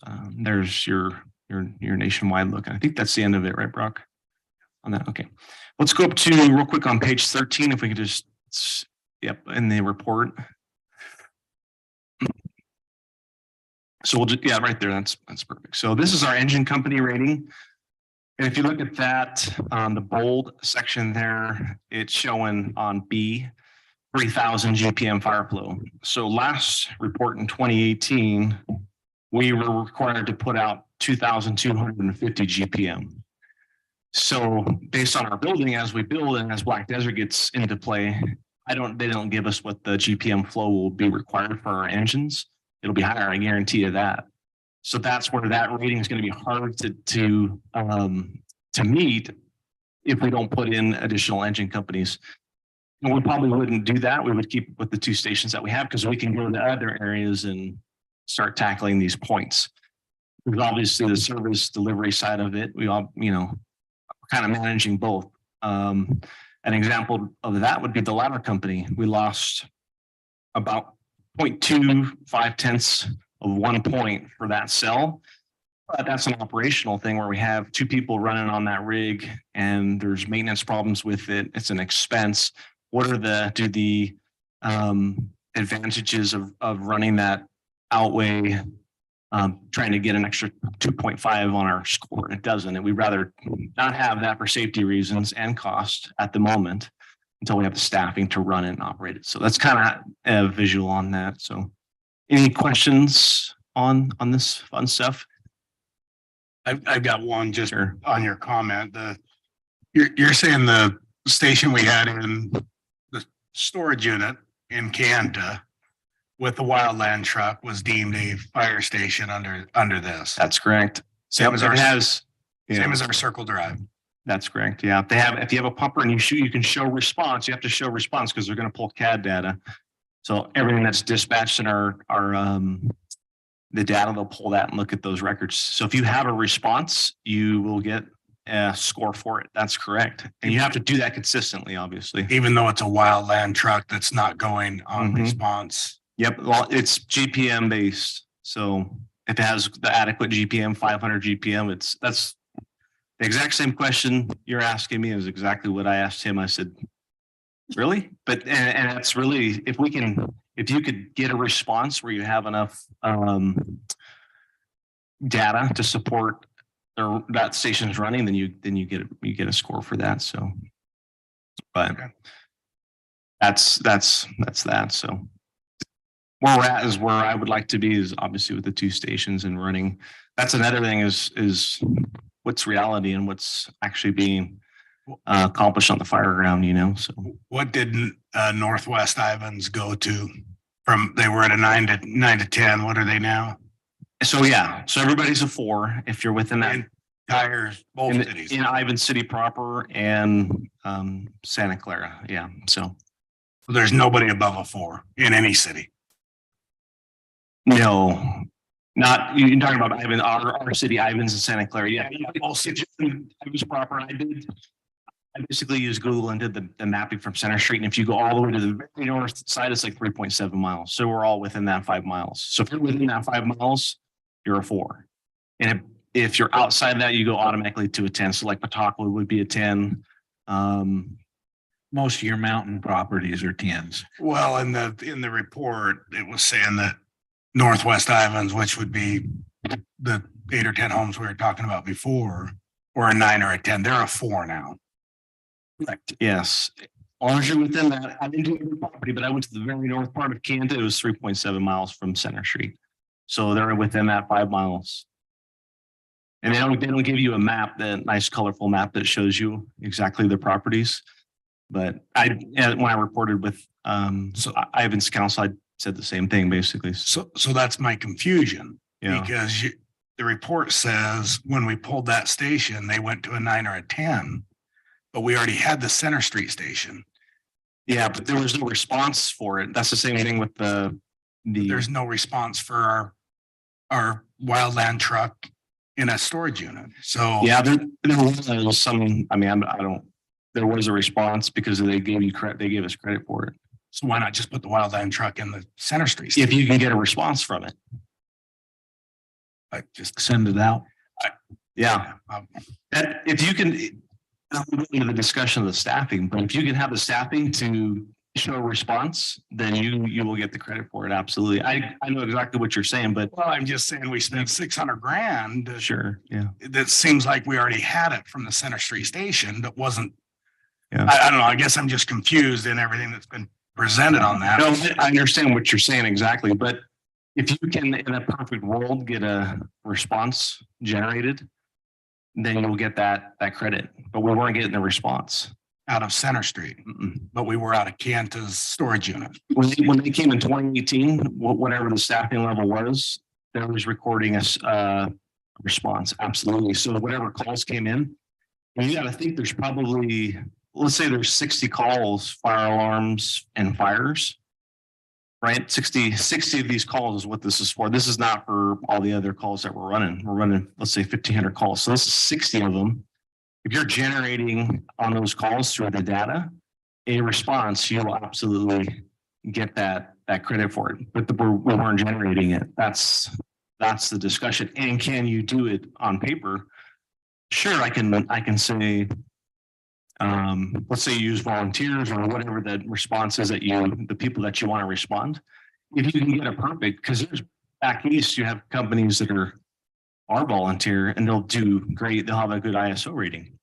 But usually it's like if you look at South Salt Lake, they're combined. They're basically a concrete. There's a lot of surrounding departments. They're a small area, square mileage, right? So that area is easy to get their engines to because they have mutual aid and those things affect that. We're not even on our east side, 27s, we're not getting that response because it has to be an auto aid response. So they don't even credit 27s as an auto aid. They have to be what's dispatched on the first alarm. If we included 27s in our rating, our classification could go down to a 3 easily. but we can't get that because we don't have that agreement. So yes, in a perfect world, sure, we could open all these stations, and if you can show a response to this, then you'll get credit for that engine. And again, you're talking, what we're discussing right now is 4.47 points out of this whole thing. So you're gonna say, I need to increase 0.56 points. And the way we want to do that is we're going to open up all 4 stations. We're going to get 40 volunteers on. We're going to show a response. And we're going to get basically the same rating where we're at potentially, because that's where we're at before. Right? And that forward. But now I have 1,500 other calls I'm going to have to run. All the medical aids, all the traffic accidents, all of the other responses. That's the thing. That's the discussion that goes back to the ladder truck. Do we keep that so we get that 0.25 points? Just so we can have, 0.25 points, but then I have to put tires on it. We have to have people that can operate it. They're able to use it. We have to do the maintenance and so on. So, I mean, it's an extensive, ISO doesn't grant a change easily. And so when you come to insurance, these guys are the ones that dictate what you pay for your mountain cabins, insurance wise and all that. Whether you sent somebody out or not, they would still investigate to make sure that that coverage, and if you took longer on your response time, it even will diminish that too. So I think 4 would be great to continue and maintain. 3 very seldom happens unless you are in a big metropolitan area with a huge force. And watching ISO work for 40 years was amazing. Sometimes you'd have a 9 where you thought you'd have an 8, and then mountain properties, most of the time you couldn't even insure them. Well, and that was the reason I asked, is that was the whole, we knew it was 4 miles. So that was the first thing I did. I parked right at Center Street Station and drove to the farthest point of Kent. I knew it was under 4 miles. Yeah. So I was already confused at why we weren't getting that ISO. You may be able to appeal, but if there's no runs being made. that's right. probably why In response to it. But I mean, then why not, whenever we were running out of Kent, run it out of Center Street? I mean, it was a wildland truck that we were paying. Well, that's the transparency on the report in the discussion that you're presenting is I have 1,500 other calls to run. Right. And so managing those calls, we're hitting drawdown here with 2, basically 3 exit engine and 2 ambulances. So we get 2 calls at one time very often. So to get that 3rd, if we follow up, we don't have any rigs in the city. And right now they'll basically get a hold of us like Gold Cross on the radio, me or Chief Fold, ask if they want it. We have to ask for that response. So those are all the other calls that we're running. That's why I'm saying the practicality of ISOs, like, hey, my credit score is great, but I don't really have the financial health to back that. In certain circumstances, that might be the case. But in this, again, this is just reporting. If you look at the first page of the report, it's for your first alarm fire response, not for second alarm calls or multiple calls going out. It's what can you produce for one fire alarm and or structure fire. And it's 60 calls and less. That's where this report's generating. It creates a lot of anguish if you're the insurance payer, right? If the rating goes down. But from my perspective, that even talking with the ISO, hey, should we open have a 3rd station and get that going? We could do that. We could just move a rig down and we'll have that 3rd. No, you wouldn't do that because we're not going to attack just getting a bunch of stations. We want to do concentration of those stations and then we distribute and make it expand it. Because right now you have 2 people on each rig. That's barely meeting the EMS standards, but it's not meeting the NFPA standards. So on this, yes, we just want to get our ISO rating. Great. Yeah, it's a 4. And we did that with opening up the Center Street Station with volunteers, and we got to show data. But I have 1,500 of the calls to run. And that's the whole reason why I came in here and everything, I had no there wasn't any preconceived thoughts on operations. It's just I was experiencing it. How do we cover this call? There's a delay. The chief drives from his house to get on the ambulance. Somebody's having a heart attack. That don't make any sense at all. And that's why here today. Yes, you know, insurance rates affected that and that prompted the discussion, but from a deployment standard, we're meeting the threshold barely of the basic service, which is based on our EMS standard to have 2 people on every rig. And that's even getting that staffing. We're doing that through our staffing policy to get people incentivized to get on the rig to pick up those shifts. So if if somebody could come in and do it and do on paper, we could write out how we get, because 3 volunteers equal 1 responder. If we got enough people and we generated all these responses, sure, you could get to an ISO class 1 on paper, but practically doing that with human beings at 12 midnight or whenever these calls come in, because they're at all hours. You do bots. The Twitter bots. That's how. That's the discussion. So, but I'm open to any direction, obviously, on either side. I mean, it's your guys' fire department. So I can tell you, and any other chief you get in here, you do one thing over here and it's like, hey, that works for the ISO, but what about all the other calls that we're running? How does it work for that? So well, and I don't, for the record, I don't disagree with where Center Street is. Yeah. Again, I've always felt that Rachel, Center Street, and that's going to cover Ivan or Canton, everything that goes west. We'll have a need if we ever go south here. But they're really well positioned in both cities, both stations. So. Yeah. You go out and walk the Black Desert, whatever millions of dollars that costs, and you look at that and the product they're bringing in, all the combustibles, and even the fire prevention task of that 1 person to recover a Las Vegas style resort, to me is, I'll be careful with my wording, but it's taxing and extremely challenging, and that's like risk reduction. Fire prevention is not included necessarily in this.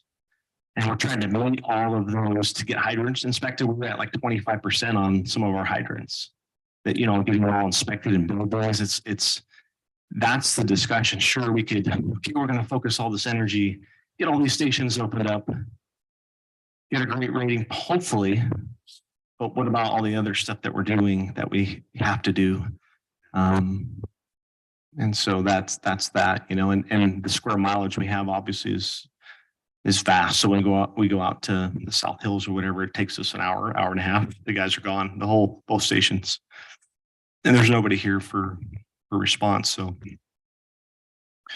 but any other questions on that? I'd love to answer them. And other questions, council? Yeah. Okay, do we need is this something that'll come back on the agenda for action, or is it just a report? Nope. Yeah, just a report. And okay. All right, good work. Keep it up, chief. All right, thanks. Okay, I do have a request for a citizen communication. Came in a little bit late, but it looks like it's going to be relatively short. So Greg, come on up, bud. He sat so patiently there. He did. I'm sorry I was late. My name's Greg Taylor, citizen of Santa Clara. And I'm just here real quick to make a request for the Parks Service, Parks Division. I don't think we have any pickleball courts that have the standard surface here in Santa Clara. And it's the fastest sport growing in America right now. A lot of us play, and we go up to Ivans a lot, or we go over to Little Valley or to downtown St. George, but those places are super clogged with people from out of town, especially up in Ivans where there's rentals nearby. And our request is that some of the tax dollars be used to resurface the courts up at Canyon View Park. Currently, they have a plastic surface and the ball doesn't bounce the way it should with pickleball. The surface is more of a tennis court style. It should be like cement with a painted on gritty feel to it. And so we're requesting that you guys consider resurfacing that with the painted on gritty surface. That's the normal surface that's on all the other courts in Ivans and St. George and Little Valley. The Ivans courts, you talking about Goober Park? Yes. Those are in Santa Clara. Oh, that's Santa Clara. Okay. Yeah. Well, there's just so many players that we're wondering if these four courts that are up here at Canyon View could be done the same way so that it would take some of the pressure off that park.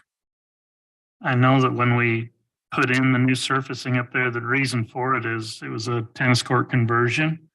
And the soils up there are not the greatest soils, and we had a ton of expansion, and cracking, some very wide cracks in that surface. And so this surface kind of covered that up without having to go in and demo and start from scratch. And so it was a way to put some additional courts online for an economical course other than starting over again. And we did have the courts at Goobler. We are planning to expand the number of courts at Goobler, 6 new ones.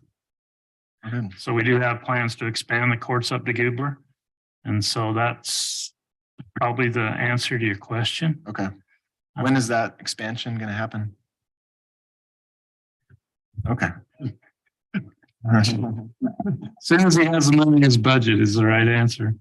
So it's got me thinking, Mayor, that, we're dealing with turf and water and everything else. You could take out a little turf at every park and add a couple pickleball courts. It's pretty easy. As popular as it is, it's something to, for council to consider. Okay. But thank you, sir. Yeah, thank you. Appreciate that, Greg. Okay. You want to do the budget first or Desert's Edge? We could go to Desert's Edge. We have Claudia O'Grady with Utah Housing is on with us, so I probably best to Go to that jump one. You okay with that, council? Jump to item 6? Okay, item 6, Desert Edge project plan discussion. Jim? Thank you. Let me start that off. So Robert Smith is here tonight with Oakwood Homes, and he's requested the opportunity to speak with the city council regarding possible changes to the overall project plan for the Desert's Edge project. The council will recall that the property entitlement included 240 units on the property. This included 120 townhome units to be used as short-term rentals. This also included 120 affordable apartments to be rented at 30% to 80% of AMI with Utah Housing Assistance. Robert has not filed an application as he wanted to come discuss his ideas with the council. We've provided a copy, if you want to go to it, of a project narrative that was submitted to us by Ben Willits in Robert's behalf.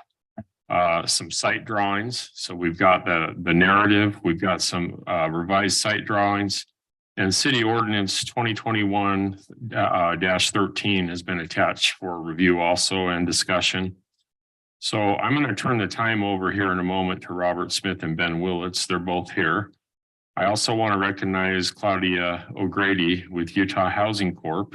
She's joined us on the Zoom call this evening, or the Zoom meeting, to provide insights on the process to obtain housing assistance. She is the multifamily department lead for the state.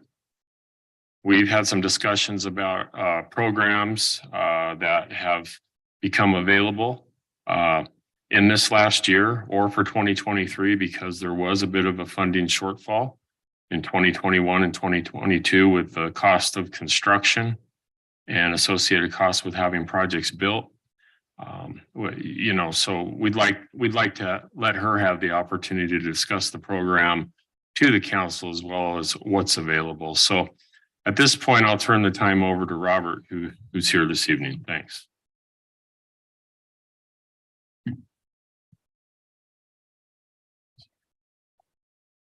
Robert Smith, Taylor Built Homes. Thank you for letting me be here tonight. I'm grateful to be here. It's been about 2 years, September 2021, when I was here last and discussed this project.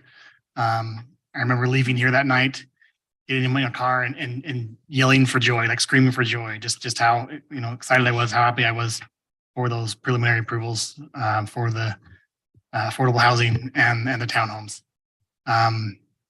Since that time, we've done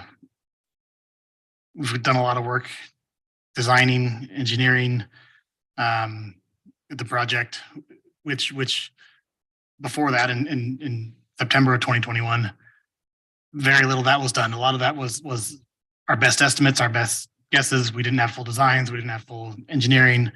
But we did our very best with the information we had. Now that we do have it fully designed, fully engineered, you know, having over $1 million into this work now at this point, we have a much better idea of what those costs will be for the affordable housing is the development of that site.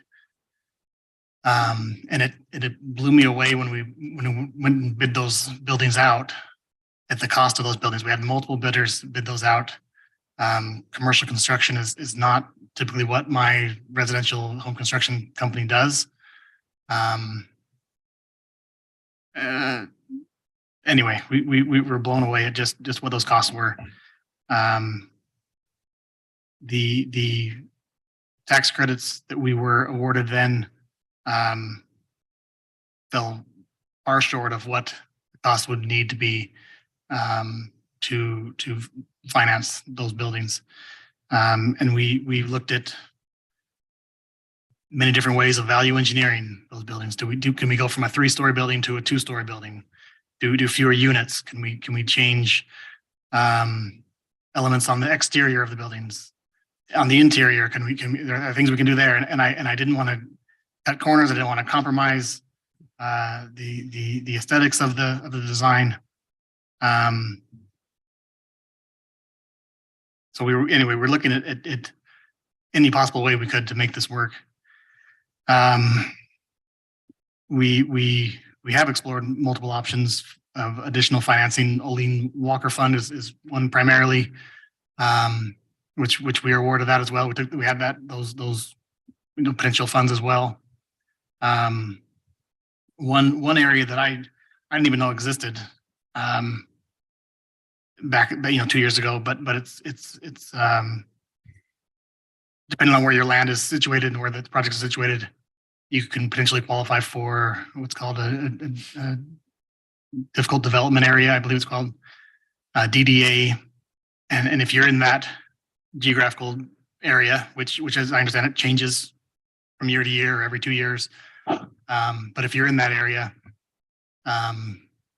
there's substantially more funding available to you. And as it would have it, we are across the state. If we were 1 block south, if we were Ocotillo Springs, 1 block south, we would be in that geographical area, which covers a large portion of Santa Clara. This is owned the DDA zone. But we're not even 1 block. We're 100 feet to the north. So we're out of that zone. So that funding did not apply to us. And that would have been a game changer if it were. I've explored options of looking at other pieces of land, purchasing other pieces of land. Spoke with the Levitts, the father and the son, about purchasing their land, which is 2 blocks south essentially of where I'm at. Very similar in size. They don't have interest in selling. I've looked at other areas. To do this in a lot of different areas. I'm not trying to get away from the affordable housing. I'm not. It's an area that I still feel very passionate about and very has a very great need. And trying to develop that and provide that housing for the city. So we've looked at the option of reducing from 2 buildings to 4 buildings, from 4 buildings to 2 buildings. Which under that scenario and talking with, first off, in that scenario, we're still $1.5 million short of what it would take to build, which would come out of pocket, for me to finance that. In talking with Claudia, and she can join us here probably in a minute if she wants to jump in, but she's saying there's ways that they have to help bridge that gap. So that was news to me. And so that makes it possible to do the 2 buildings. I'm probably rambling on here, but so that's what I'm looking to do. I'm trying to figure out how to make this work. I'm trying to figure out how to make this, it's not feasible currently the way it is. And if there's more assistance out there, there's more programs out there, I'm completely open to it. But we think we found a way to make that work for the two buildings. Can I help answer any questions anyone may have? Robert, originally you had planned to do the apartment buildings in multiple phases. Is there a way that you can fund the phase one, leave your zoning as it is, and come back in a few years and do the second phase? We've looked at that. We've considered that as well. The reason I am hesitant about that option is the original design we had intended to do that in 2 phases. That was the original thought and design, and doing that in 2021 and bringing that idea. I thought, that should be a piece of cake. I can just do it 1 year and do the other half another year. I'm not as confident that that's as simple to get funding for multiple phases now. And the partners I have for the affordable housing agree. I mean, and they're the ones that are the experts of this. This is not a product I normally build and projects that I normally do. So I lean a lot on their expertise. And I should have asked earlier when I first got up here, but one of them was trying to join tonight in the meeting. I don't know if there's a Cameron Chubbuck that's joined online. No, okay. Nobody else is. Okay, they were hoping to join, and when I told them the time, they weren't sure they could make it. So there is that possibility. What I'm concerned with though is that it doesn't happen, that I don't get the additional funding for it. That I've now developed the I was at the west side, for example, where the first phase was originally planned, and I don't get funding for the other side. And I've now landlocked myself with 3 acres, 2.5 acres of land that I can't do the apartments on, that I can't do single family on, that I can't do townhomes on. It's kind of landlocked, useless land. It's such a big risk to do that without knowing that I can do it. Not a risk I'm willing to take. I mean, from everything I hear, there's more and more funding become available for this type of housing.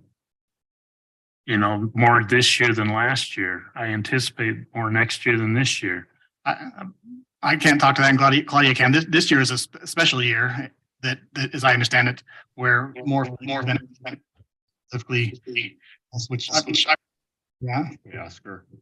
Claudia, are you? Yes. Can you speak to that? Yeah. Hi, good evening. Thanks for letting me join and letting me speak both in support of this project and just about the low income housing tax credit program in general. But it's not a special year. We in this past legislative session, we did get a significant increase to our state low income housing tax credit program and the pool of funds available through that. And that's for a good number of years to come. So I feel optimistic that we can work with Mr. Smith to close whatever gap may exist on the project.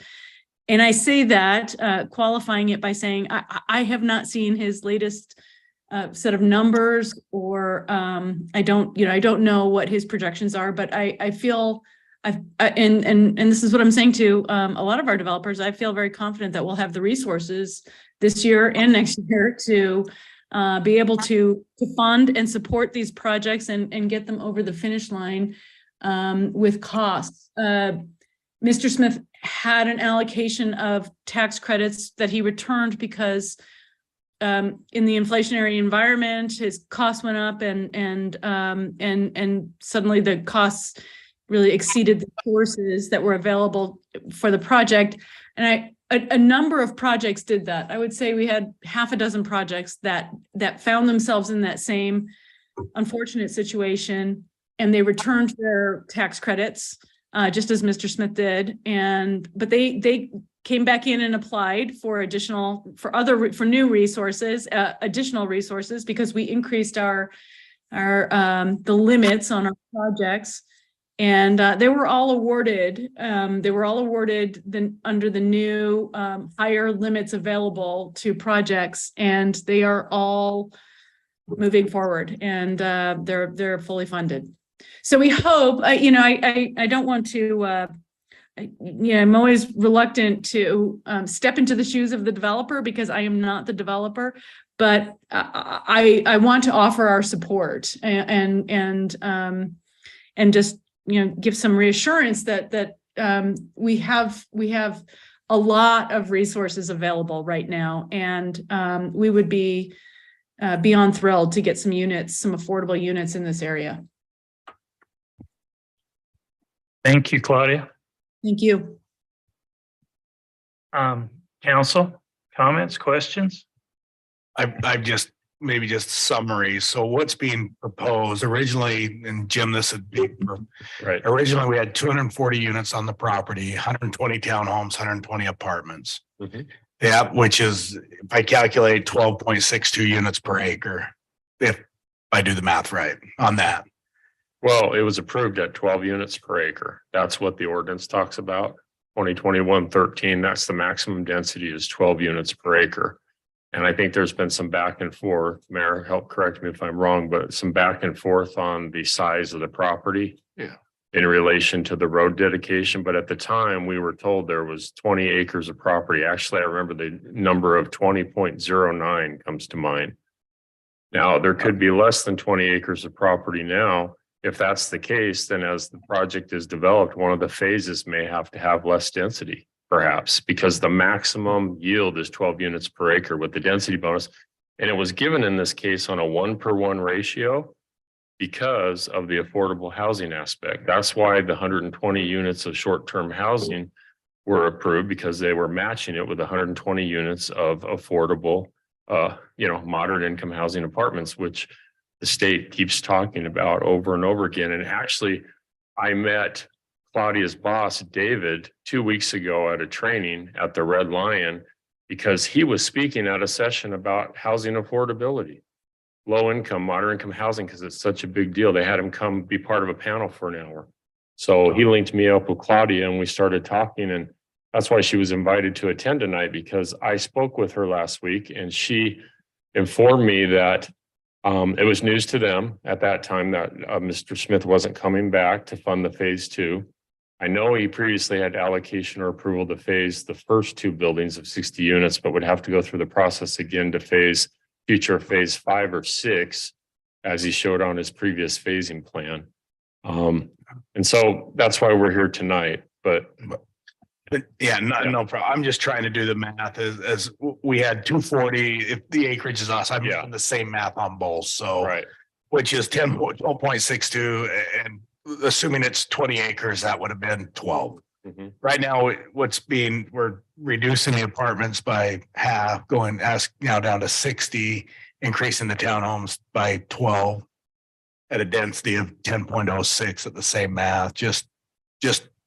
And I will say this is the challenge. I had a meeting yesterday with developers. This is the challenge right here is without, and I appreciate the state's really stepped up big time in doing this, but again, funds fall short. The challenge is it's for the developer to do it on its own. It's a losing proposition. You lose money to do it. You just can't, and it's significant. And so trying to find that, and we had the discussion at the time that this is what we want, this is what we're doing, and I think had a lengthy discussion on the ability to obtain that and what would happen if it didn't. And I don't have those minutes in front, but just looking at it from a density side, the project plans I think looks great. It's just comes down to the apartments and we don't have an affordable. Right. We don't have this. And so part of me is, I think it's key, and you bring up great points. The last 2 years, we've reported to the state on our moderate income housing report. this project. You know, they had us provide the background, the status, the timelines, the phases. We've reported to them twice, you know, the last 2 years that 120 units have been approved.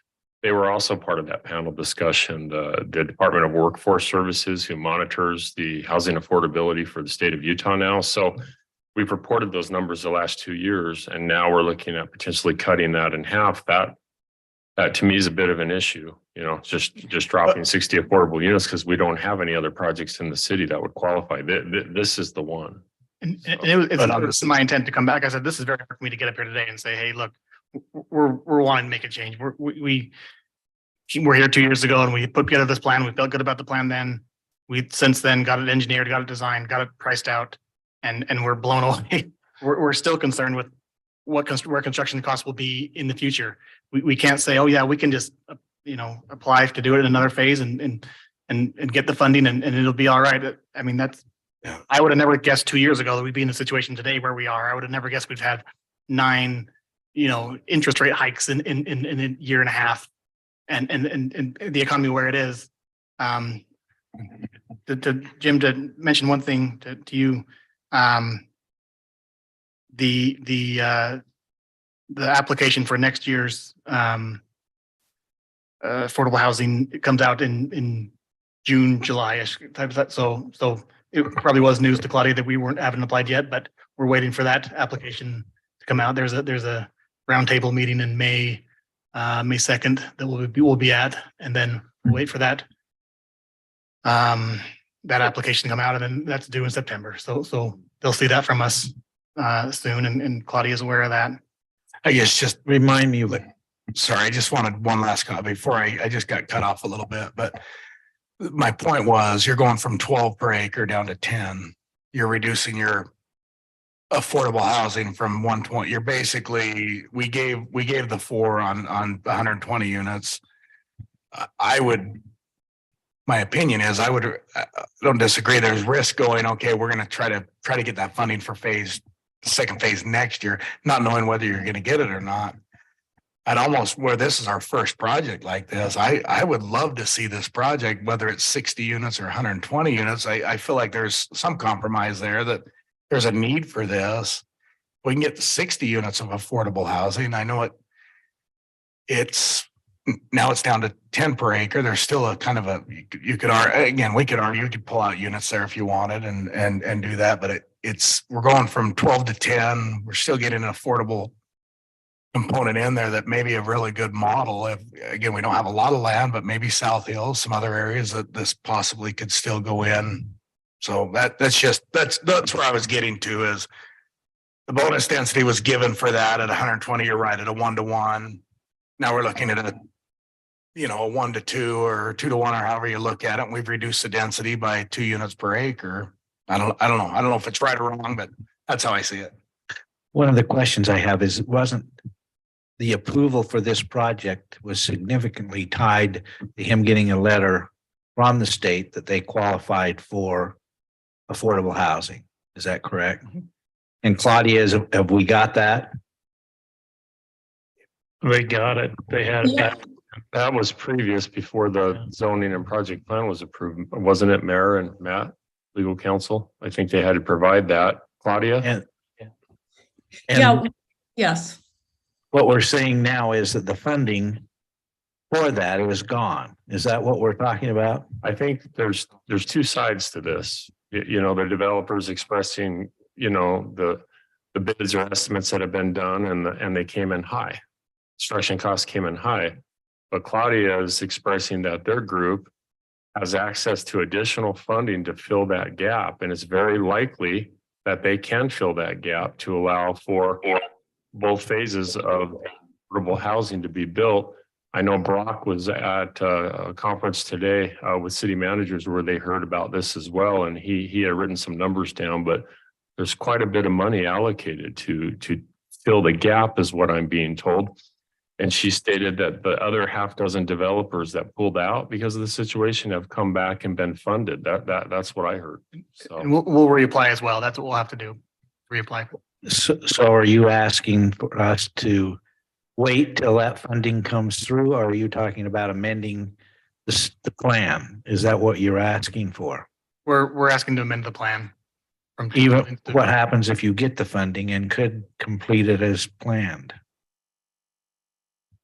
I I hope mean, if we that- delay it there's a- until there's a- June, if the money is going to be available and you're going to know in June. Yeah, help me understand why feels like we're putting the cart in front of the horse before the decisions are made. Why would we be amending the plan if we're waiting for a decision to be made to see if it's fully funded? It seems premature by 6 to 12 months. Why not move forward with phase one, the way it was approved with 24 units, putting the roads in, doing the dedications as required, and then see where the chips land, So can I ask a clarification? Absolutely. So the tax credits that you returned, they were only for 60 units, correct? You only applied for Correct, 60 correct, units, correct. correct? Yeah. So you never had the tax credits on the additional 60 units? No, and the way we modeled it, and Claudia, you can probably jump in. We've talked to you about this as well, but if we would have tried to do a project of that size, 120 under one application at one time, probably wouldn't have been approved. You see very few of that affordable units of that size being done. That's why they're not done very often. So as of right now, you don't even have the funding in place to do the 60 Not today. Nope. So I'll be reapplying.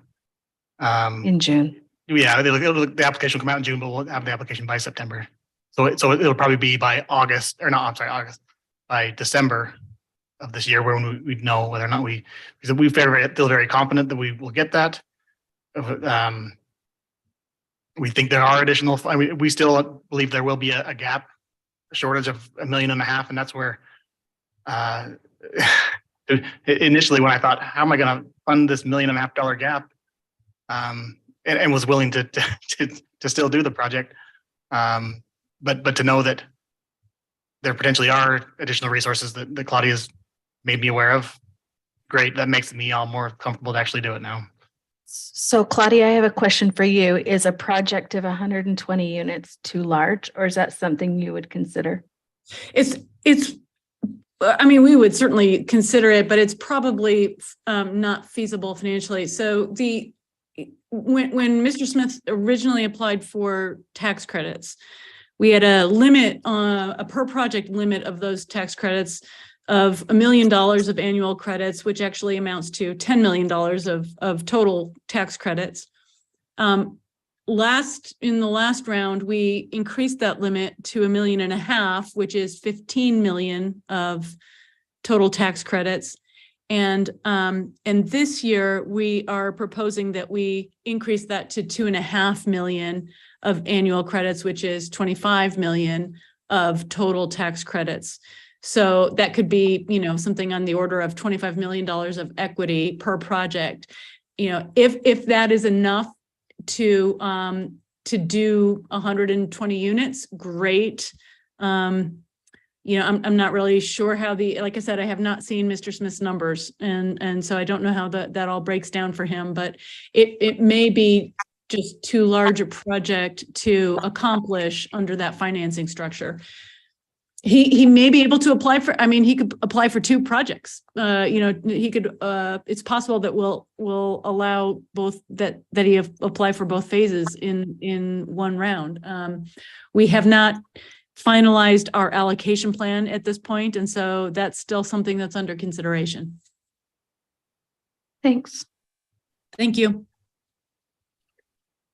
I know that from the beginning, though, the tax credits originally, and it was all the next phase or the 6th phase was all hinged on getting tax credits again at a later time.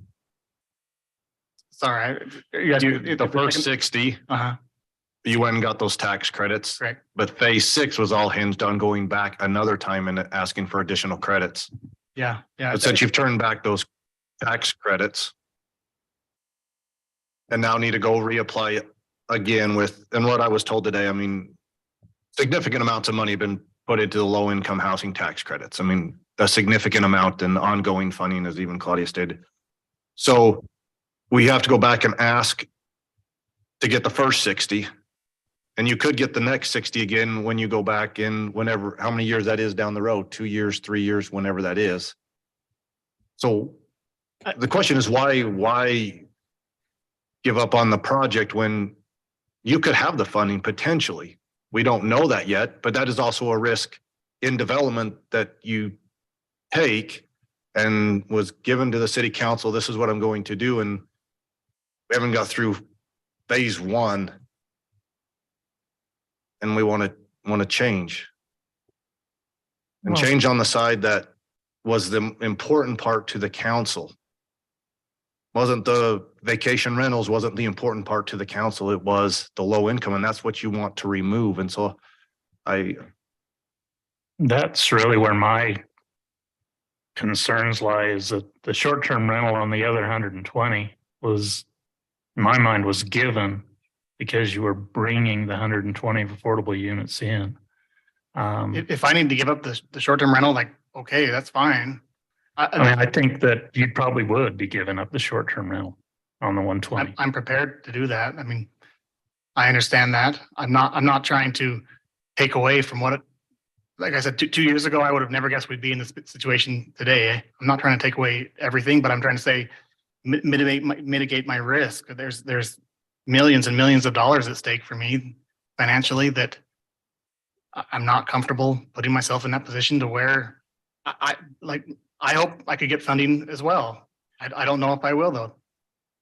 Let me ask Ben. Ben, did you guys look at possibly changing the phasing in the site plan to where you could keep the area that is set up on the interior, where you put the additional 12 units in there, that you could leave that vacant, that would give you the option to be able to do more affordable in the future and still be able to come back and do townhomes in the future as well? So they would work both ways. I understand Robert's point about not wanting to isolate or leave a piece of landlocked land that wouldn't have value to it, but just eyeballing it, is there a way you could do the other two buildings in where those 12 townhome units are and still be able to make it work to where that piece could be left undeveloped for a period of time? Yeah, I mean, there's a lot of ways you could cut this. The hardest part becomes how to do it to where it still looks like it was meant to be there and not just dumped in there all of a sudden. Okay, we have a building here and a building here and parking here and parking there. And so the parking becomes a big portion of it, but then also the building orientation. So would that happen? Yes. It's just, it just makes it tricky to plan how that would work and still make it function how you want it to. And not, like Robert was saying, you get to a point where then you get backed into a corner of, okay, let's say if hypothetically the funding doesn't come through, then what? What happens with that little chunk? Does it work or not? Now, as it sits right now, that's why we ended up going to the units to the south that face Northtown, because that was a very interchangeable part as far as the site plan goes as a whole, to have those fronting to Northtown. It has a good curb appeal to it. Parking sets up really well. If we were to just simply say, and maybe we even say one building, if we were to just, because you have to build, obviously you have to build all that parking to make it work for those two buildings. We were to just put another building, say to the northwest section where it looks like, with my less than 20/20 vision, 121 through 126 units. You could get that to work, but again, we need still some more parking in there. It is a little overparked right now, but not too much. And that was where some of the area, like where the pickleball courts and that open space worked in to be able to have that component work as it is. That was some of the parking that we end up sacrificing in order to get that to work. In reality, you'd probably build that up close up front because you'd want those amenities. So again, it's just, it is a bit of a shell game, but it's what do you sacrifice one thing for another in order to make it work? And you know, obviously too, from a standpoint of overall constructability, you want to try sticking to a similar building just from a cost standpoint. As you know, with affordable housing, you want to try to streamline that as much as you can, as in any construction, but even more so in affordable housing is have that as streamlined as you can, so you're not coming up with new costs over and over again, which obviously drives the bottom line price up. But it's a shell game. I mean, again, there's a lot of ways you can move the shells, but what's the cost benefit and what's the pro and the con from the overall final product as well. So, Thanks, Ben. sorry, I didn't mean to go far on with that, but in the less space, obviously you have too, the more difficult it becomes. So. Council? Excuse me, Matt, I have a question for you and I mean, we're discussing something that to me is a significant change to what we had approved. That it needs to go back through the process of the planning commission and a public hearing and a site change and plan, whatever plan, Robert, you're talking about doing, I think needs to be significantly thought through. And then I think, in my mind, it just needs, we're discussing something that I don't know that I have an answer for, that I even feel And comfortable with. his application was basically his own change amendment to change their site plan. So it would go back through the whole process. That's correct. Yeah. Yeah. Well, we have, the drawings have been submitted, but as per my write-up, we don't have a formal application submitted yet. But Brock and the mayor, and he brought up a good comment. The short-term rentals. We have a lot of short-term rentals in this area already. Is there really a need for more short-term rentals? And he mentioned Clayton Levitt's property. You know, we've kind of been talking about that and what the land can hold and what the best use is there. I think, this plan that was previously approved, the rezoning and the project plan was his entitlement. Now, if he's willing to change that, we're starting with a blank canvas. We're starting over again. Sure, the zoning PDR is there. But I don't know what's going to be acceptable for this PDR. Maybe we have some small lot, single family. Maybe we have some townhomes.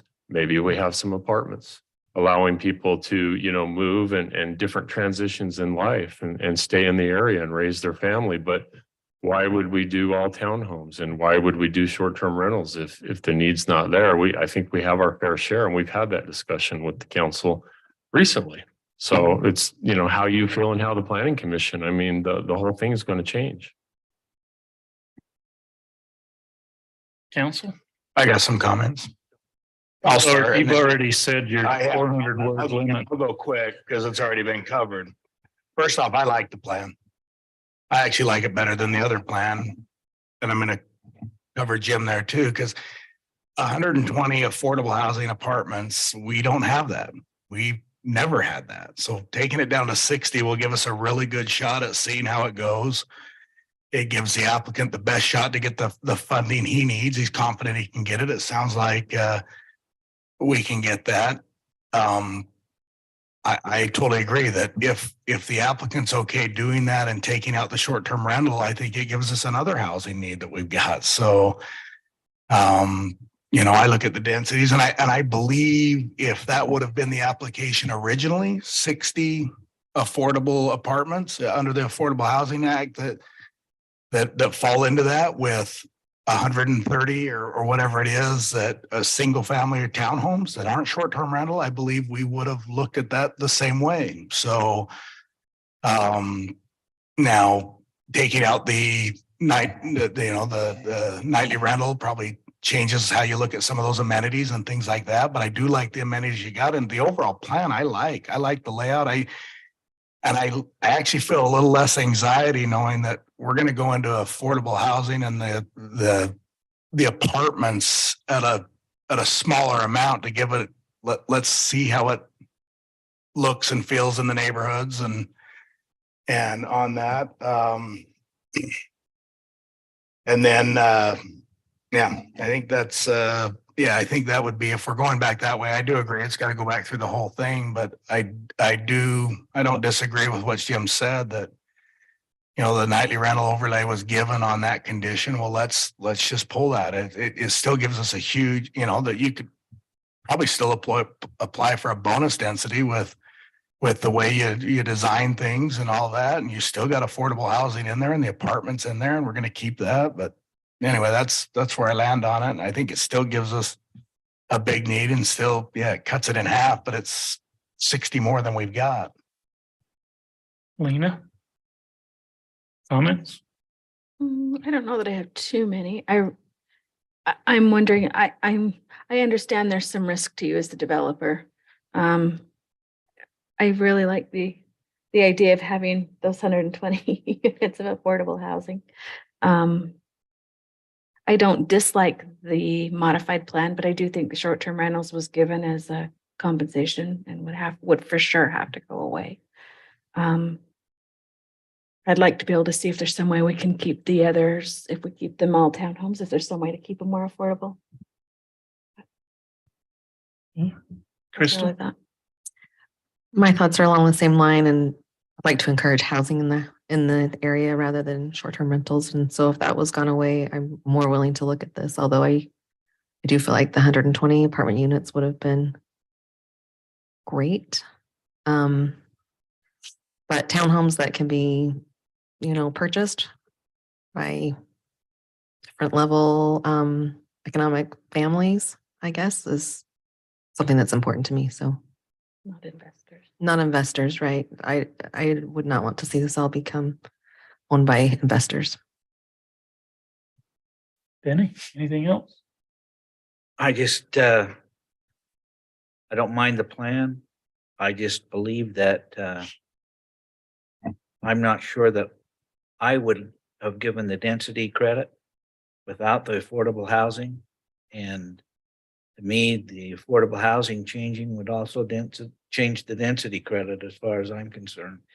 And I believe the process needs to be pursued with the planning commission and followed through with us, but again, density is an issue to me. Jarrett? I'll echo what the other council members have said. And yeah, I think if it's going back to the drawing board, then yeah, we'll definitely have to consider how the amenities are laid out and densities and all that will come back in the drawing board. And I'm afraid that we are in a slightly different position as what the citizens are asking for now than they were back then. And so there may be a little bit more public clamor and more concerns about, how many units will end up just as rentals, and this is just turned into a huge rental project like we've seen other townhome projects happen in our city. And so there is some risk there. And but yeah, I think the plan does look good and it's designed well and could be successful. But yeah, sure, it'd be nice if we could somehow hold on to just the chance of the other affordable units with how it's laid out and phasing and things like that. Like, I think it was smart back in the day to save that for the last and try to go for the credits and then maybe come back and amend the plan if the credits don't work out. And if that could still happen somehow, I would definitely want to do that. That's all I have. Thank you. I think the one thing to remember, council, is that this is zoned PDR now. So his underlying zone is PDR. It doesn't go back to an R110 or anything like that. He has this existing zone change approved. He is amending that zone change. So if council were to deny the amendment, he would still have the vested right for the existing PDR zone that's in place. Be able to develop under the old plan. Is that right, Matt? Yeah, I was just going to say, including the old plan. Yeah. Yeah. So I think you've heard from council, Robert. I think if you want to move forward with your application, just finish up the documents and get with Jim. I said one last thing. Thank you all for your time. I'm definitely hearing everything you're saying. I feel like I've looked at this for years now, trying to figure out how to best make this work. I can't say today that I haven't figured out. Like, I wish I did. I wish I had 2 or 3 more acres, to be able to add on to this, to be able to do, everything that I want. We'll look at the option of adding, possibly a third unit in there. I know before when we had the 4 units, it was tight and parking was tight, and every little change resulted in where does the garbage go? How does the covered parking, how does that work? And we got close, as the covered parking got closer to the buildings, the code changes. I remember my architect telling me this, because you're so far away, these codes now apply, and you've got to do it to this level of fire protection and this. And I'm like, I had no idea that affected, this one little change of moving this here and here. And so we really have spent a lot of time back and forth of like a puzzle piece or Tetris piece, trying to put it together.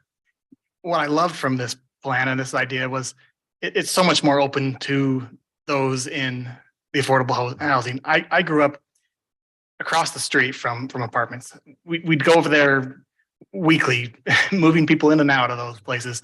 And I always hated how crammed they were just in there. And their homes themselves, but also their parks and their, little tiny common areas that they had. I with this concept of this idea, I love the idea of adding pickleball courts, so adding a real playground instead of trying to squeeze that in like we did with the first design, which was tucked up at the very top of the development, right off the main roads coming into the development.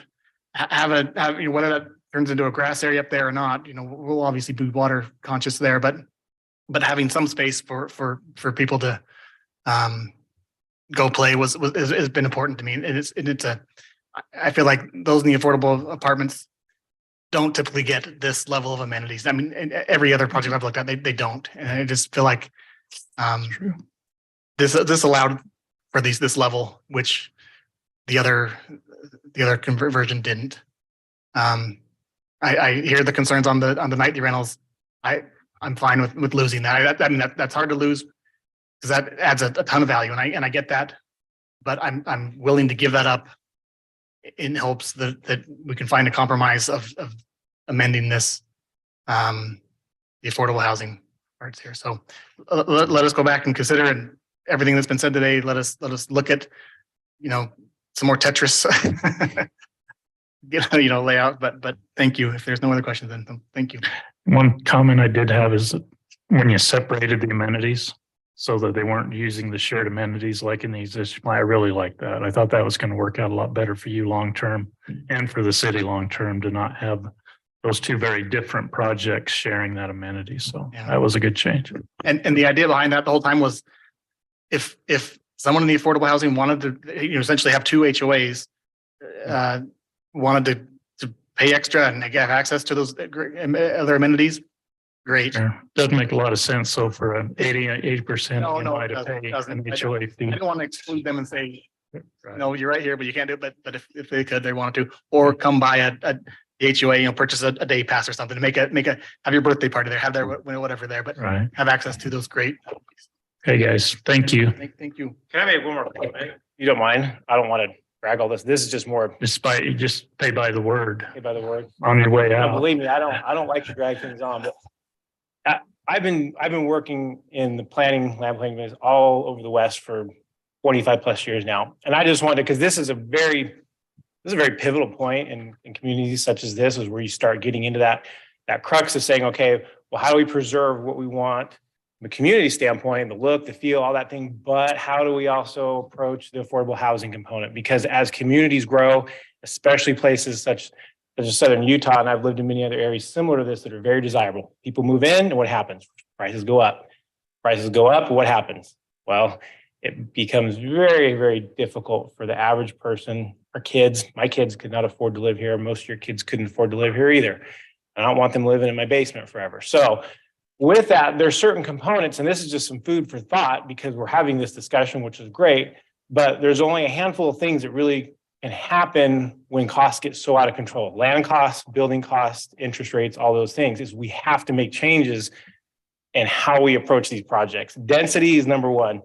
And I'm not saying this to say you're doing it wrong or whatever, but it's the growing process. But 10 units an acre will not get you there, as far as you have to have a higher density in order to make units more affordable. But with that, there's really creative ways that I've seen where you don't put all the onus onto the developer. The county, the city, and the state. The state is only one component. Then the county and the city can look at other creative ways, whether it's tax credits or impact fee credits or what have you. But one that has worked great, and it doesn't segregate these areas like here. Again, this is a very segregated plan when you look at it at the end of the day. Because you stick all the apartments, the affordable units down in one area. One of the best ways I've seen it is they get the tax credits, but then they come back and say, okay, developer, you have an entire project. You're not going to just stick your affordable stuff down here. You're going to integrate it into the plan. You're going to say, I have 200 units, and you have to have, say, hypothetically, 5% of those 200 units have to be affordable, but you have to pock them. It's little chicken pox, they call them. You just dot those things in, whether it's an end unit or in the middle of one of those sixplexes or whatever. It may be a smaller unit. and maybe a two-story unit, whatever it may be, but those are all integrated in throughout the project, but the developer has to have those in. And these kind of projects now, obviously it's not as feasible for an R110, but it sure as heck can be, because the R110 could go in and have that 5% of those lots become an R16 or an R18. And if you mix those in properly, you will never know that that project has that affordable component into it like you do when you end up having to segregate it out. So anyway, having said that, I'm just throwing some ideas of things out there and of just things that I've seen that have worked and ways that we can be creative and still reach that goal. And You know, we've tried that in our single family lot zoning with the R110 averaging, where you can have down to 7,000 square feet. right, What we've seen on the outcome is that they all sell for the same. You create additional properties on the impression that you're going to get some lots that'll be cheaper and hit different price points based on the area. right. But the demand for the properties is so great that you don't really achieve that. They just maximize the house on the lot, minimize the yard, and still build the same lot as they've built next door. And so the fun part about the tax credit is there's somebody in place to regulate who those rentals are and what those rents are. Yep. It's harder to do that in a subdivision. Right. Or just like in the townhome project, in your townhome project, who would regulate, who would qualify those people? How does ownership and everything work in that? Is there limited equity build up? All of that fun stuff. And I think over the next, year, you're going to see that come into play in all the communities. There's going to be the need to set up entities to monitor rents and to monitor ownership and to make sure that those properties are available for who you developed them for and not just for the investor to come in and. Right. And I know they'll deed restrict a lot of Oh, those, yeah. where they say that the deed This restriction is with that unit and it cannot fall off. This is something we'd like to see in your deed restrictions, 50% of those be owner occupied in your townhomes and not just investor owned rentals. Right. And Ben brings up a good point, but Washington County doesn't currently have a housing authority. St. George does. But working up north for 20 plus years and having ties with Salt Lake County and people that work in that area, generally they'll say 10% or 20% of a multifamily project has to be affordable, and they can only make this much and they're only able to pay that amount of rent. But they have a full housing authority making those decisions. Who qualifies, who can be there, who can't. Now you make too much, so we'll give you 6 months, you have to move out. That would be a great tool to rely on, to have that help and assistance. And I think developers would be more willing to do it if we had that.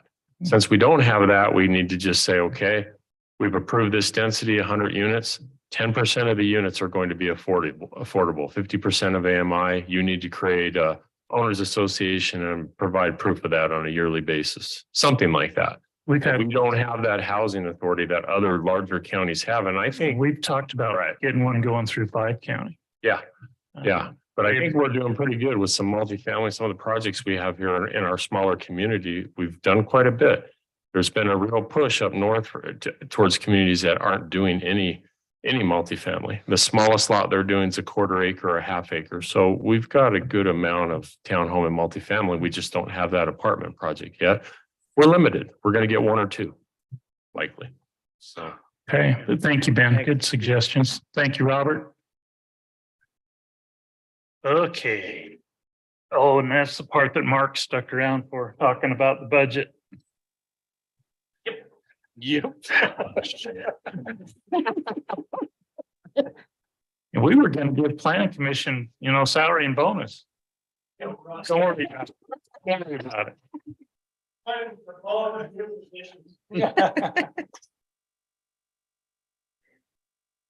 Okay. Claudia, if you're still there, thank you. Mister. Yeah, she must have just jumped off. Is Debbie still on? Debbie's still on. Is she doing the lead or are you doing it? I was planning on it. Yep. However, I'm gonna try to be quick because my bedtime reminder just went off. Yeah. late there. So, and the weather, is that what you just asked? Yeah. It's The stop- ridiculous. Planning a trip. It got to 70 last week and now it's down to the 30s again, possible snow the next 2 days. I'm over it, but it's okay. I get to stay inside. So there you go. All right, you have the floor, Debbie. Thank you. Okay, except for, I don't know why the 2022, 2023 is in here. It shouldn't be. So, Brock, my presentation that I submitted started with the general fund summary of revenues and expenditures. Yeah, this one that's in here started with the stormwater fund. Yeah. I don't know I don't know why that's in there. I did not submit that. That's I big. gave that to Lance to add to the website, but I apologize. I didn't review. Well, you're gonna make your bedtime. But hit the 2024. Yeah. We don't have any of it because this is last year's, right? All right, Debbie, Okay, well, summer, revenue side. There's your well, that, page. Down at the bottom. okay, Corrected page. Okay. which is fine. It's fine. So on this sheet that you're looking at, after the fact, we decided that the RAP tax, that was restricted revenues, we were gonna move, it was decided to move that to capital projects funds this fiscal year and not next. So it changed the amounts. And you can see now that we are in the red by 290,000 by doing so. So that gives us, I have fund balance of, sorry, a few things were changed after the fact. I truly apologize about that. I'm not sure what happened, but I show fund balance. Oh, excuse me. The reason why the fund balance is now 68% is because that restricted fund balance is now 924,000, not the 1.4, because moving the RAP tax. So the undesignated fund balance is still 27%, 28, and then the restricted is 924, which that includes the subdivision security deposits of 759,000, and the balance, remaining balance is the debt services. So we're still looking fairly good, just short by 290,000, which of course we still have some cuts and things to look at. So I'm going to try to hit the highlights and I'll review the projects afterwards. So if you want to move the tax screen, next screen, please.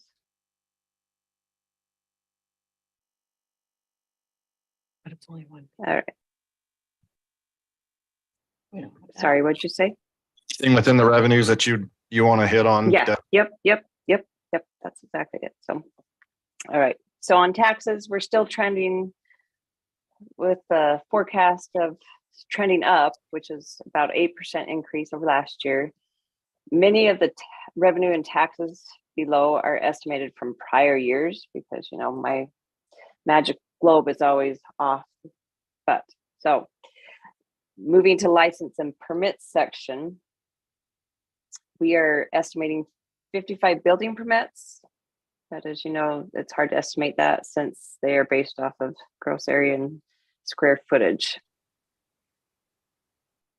And I'm going super fast, so please stop me if you have any questions. And I'll add on the business license. If you can look at this current year, we've collected like 12,000 because of the part of it was the implementation of the new business license rental agreement. So we only have 7,500 in there, which what we would have done on our regular, but we'll adjust that one. I mean, it's a small number, but that will adjust with the new changes there. So.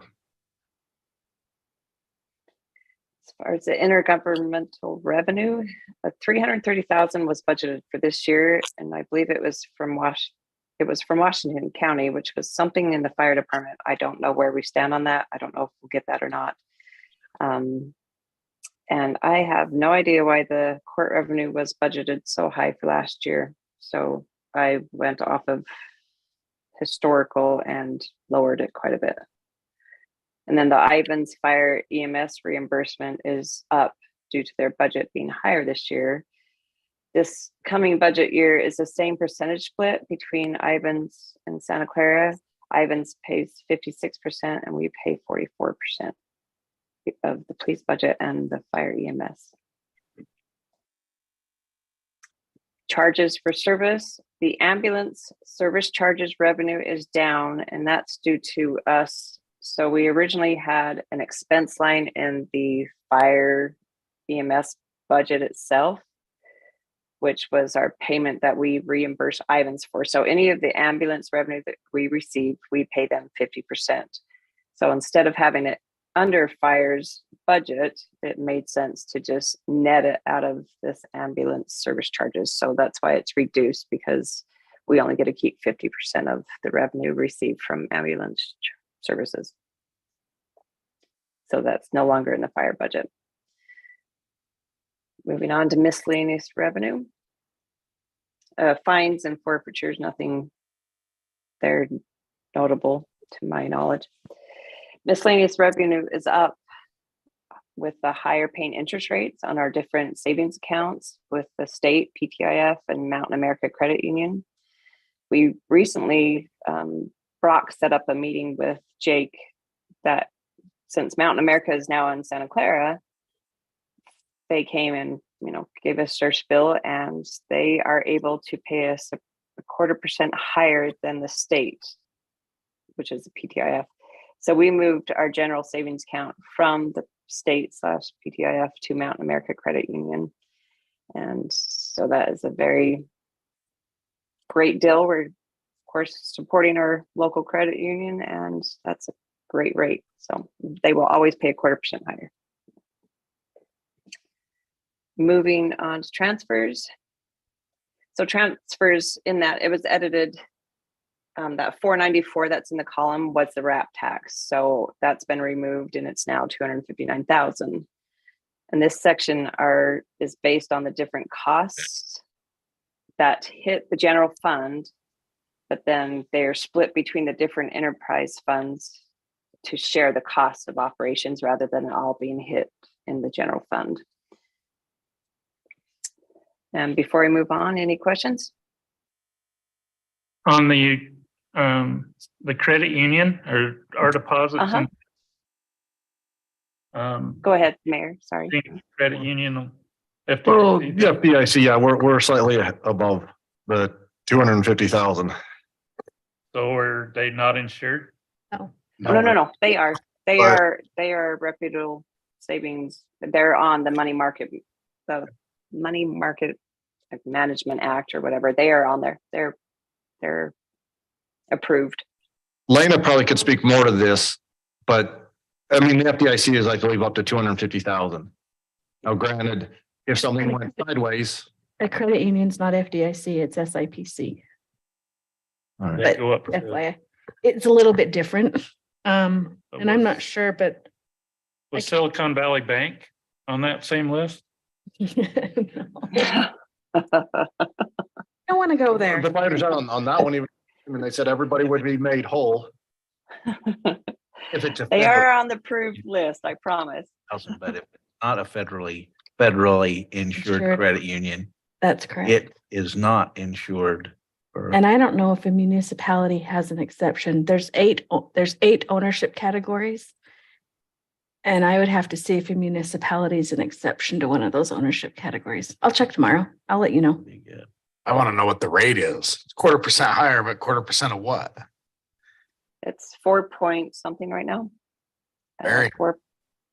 Yeah, we attempted, they had a CD that was 5 or higher, but we missed it. Told us we said, we'll take it too. When they went back, they closed it.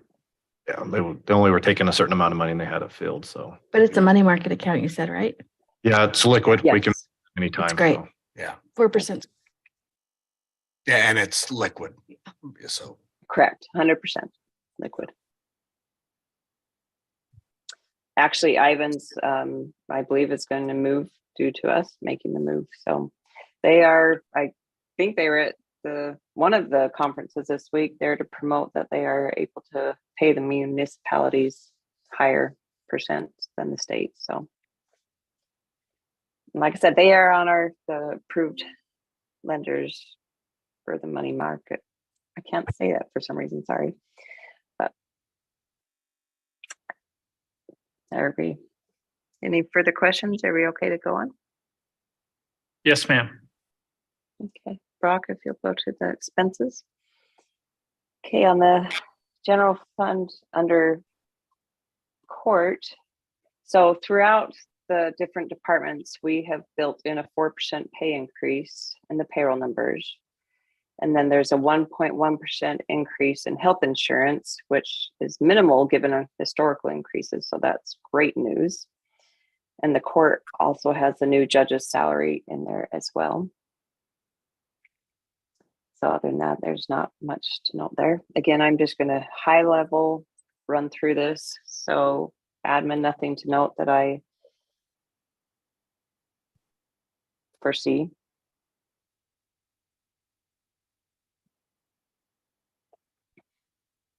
And then if you'll go to police. So police's total budget is 3.282 million. Our portion, which is 44%, makes it the 1.444. And then we have the payments to the resource officer to St. George, and then the fuel, we have to share the cost of fuel with them. So that puts our total cost for the police just shy of 1.5. Now, Debbie, have we received a letter from St. George on the exact cost on the SRO? I haven't seen it.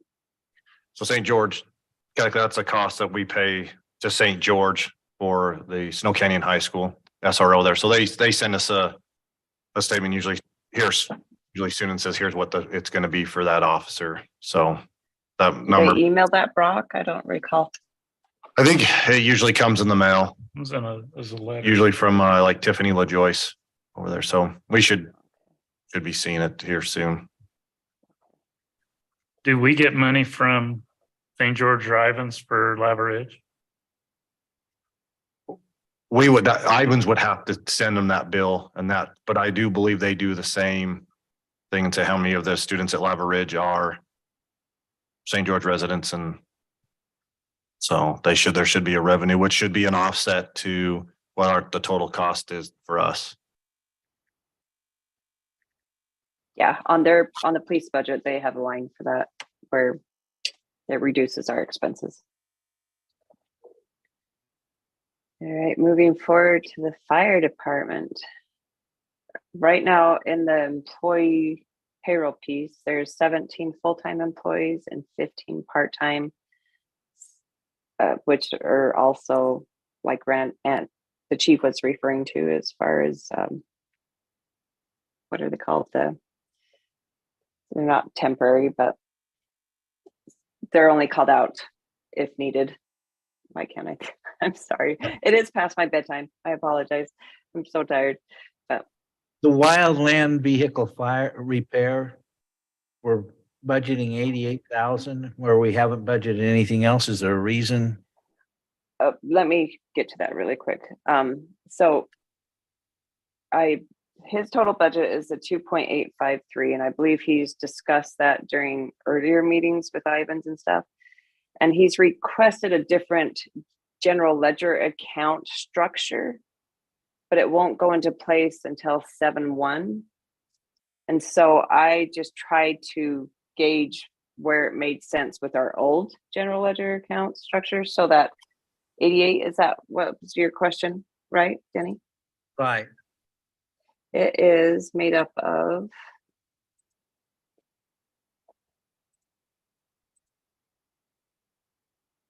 it's actually made up of vehicle operations. And maybe I can add a little bit to that, Denny. So in this current fiscal year, we didn't do a wildland program. We didn't. With staffing and some of this changes the state are making in, if you have any further questions, Chief Parker can probably answer this, but in the current alignment of how the wildland revenue or wildlands worked is you sent a crew out, there was a state rate for that vehicle, and then for every person that was on it. And that's what you got. Whatever they went out and they would 15-hour days for 2 weeks, and you would get your rate, your pay for that time. But for many for agencies, they had to call it when they sent those out, they would have to call people in roughly to pay overtime to bring them in to fill in those shifts that they were then gone. That the fire chiefs have worked to get the state to do that now, where they didn't used to pay for the fill in, the backfill. They're now gonna pay for the backfill as well. So Adam Hyder, who's a new full-time who worked in this area over the Collar Country area, chief. Anyway, he was like over wildland, Adam Hyder. He did a lot of the wildland here, and he's now one of our time. So they've worked a lot on ways we can do this. And so we're going to try to do a wildland crew this year if we can, where the state will now pay our backfill as well. So instead of having to pay out all the overtime, we should have more revenue. Also, some of the other full-time we have with drones, they don't have a drone person here that they said they could use all the time to go out and fly the fire so they can see the progress. And that's another avenue that we can do, that we have Lance Haney who can do that, and is also going to train others to be able to do that. So another option we can have in the wildland. But the big piece is that the state is now going to pay for that backfill person to come in and be here on shift. And Denny, I apologize. That amount it probably should have went to a different description line, because actually I'm looking at Chief's budget right here, and the vehicle operations of 88.3 consists of 44,004 in operation and maintenance, which is 3 vehicles, brakes and tires and batteries and Want me to add, Debbie? miscellaneous. Huh? Do you want me to add to it? Or I've got it all right here in front of me, unless you have more, but I mean, fabrications, I mean, so the vehicle operations isn't the wildland fire, so I apologize. It shouldn't have been under that line. I was just thinking equipment repair, vehicle equipment repair. You're just trying to Go ahead, chief. You're right into the new line items to try to find a placeholder for them. Yeah. It's going on, right? So wildland vehicle repairs is actually repairs for all vehicles. It'll just say one thing, vehicle repairs next fiscal. Correct. Yep. Do you want your FDIC answer? Yeah. So the exemption for municipalities is if it is a public unit, time and savings are insured combined up to 250,000, and demand deposits are insured up to 250,000 separately. So that would be your operating account versus your time and savings, CDs and savings. 250,000. Mhm. So are you covered? For 250,000. How much? We might have slightly more there. Mayor, your firm is not covered either. That was the difference. It might be like, There's no business that can. And there's really not a What are way. you gonna do? Put the cash in your Correct. under your bed and then divvy it out for payday? 7 different banks. Yeah. I mean, That's the only way you'll increase your coverage. Really a good way to do it. Well, the state's the same concept, correct? Having it all at the state, it's just 250. No, it would be per institution. Is that what That she the said? money deposited in the PTIF. state is the PTIF. whole amount Oh, guaranteed. I don't know that. It's not, I believe it's the same. I believe, I don't know that I don't know how 100%, but well, I don't know how they pool those funds, so I don't know the answer to that.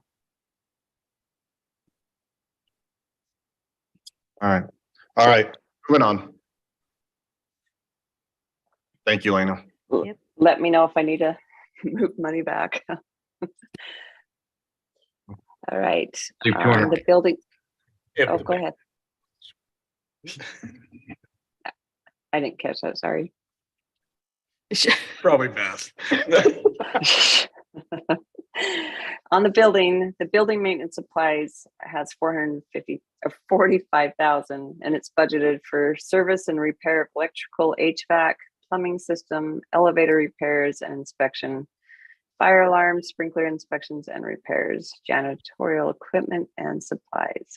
So that's the only thing that stuck out to me, was that line being higher.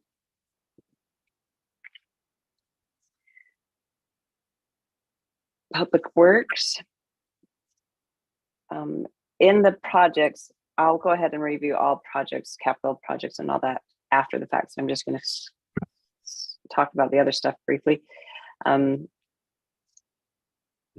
is 100,000 that he had on his projects list for a traffic signal at Red Mountain and Pioneer Parkway, but it's actually not on this.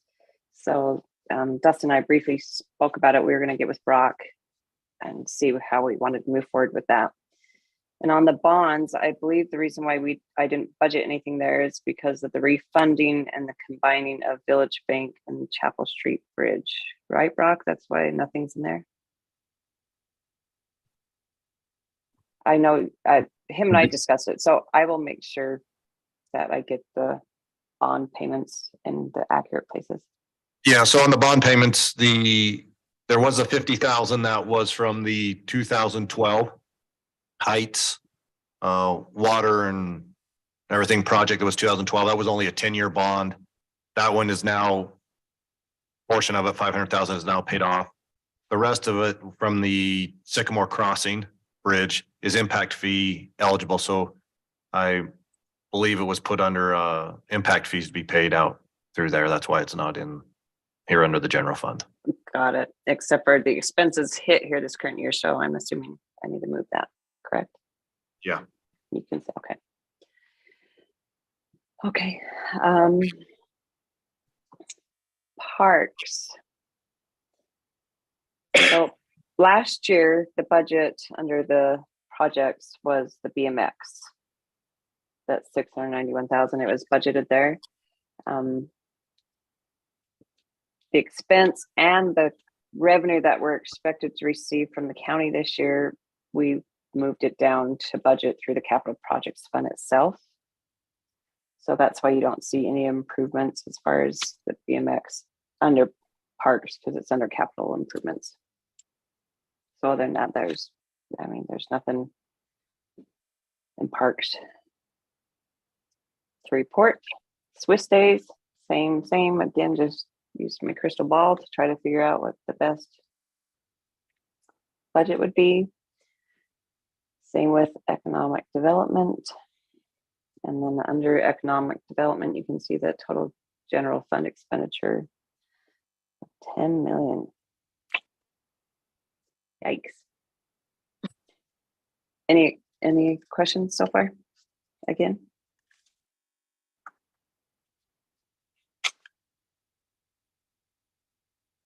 I take it your silence is a no. Oh. What the?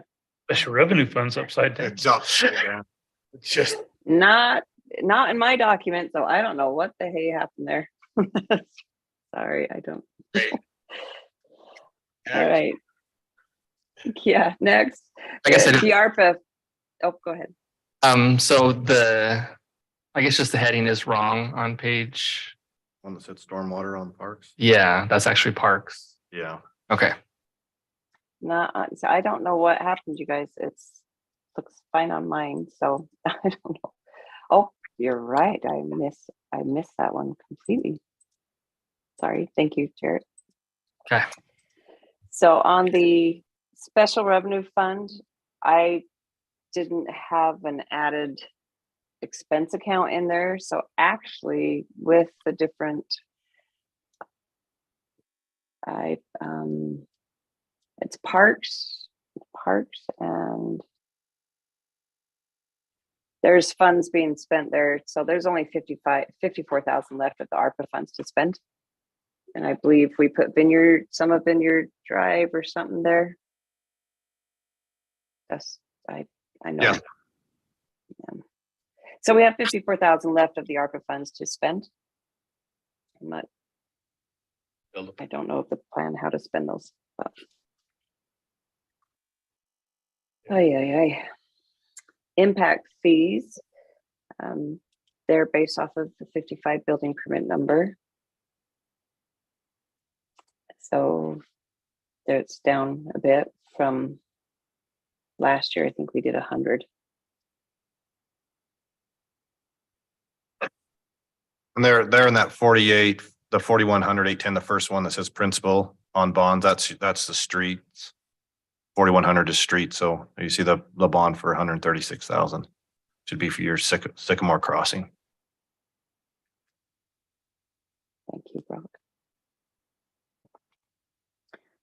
All right, and then again, I don't know why, but I swore I added the capital projects page in there, but I clearly didn't. So the capital projects account fund, there's 800,000 in there before we moved the 494 RAP tax money there.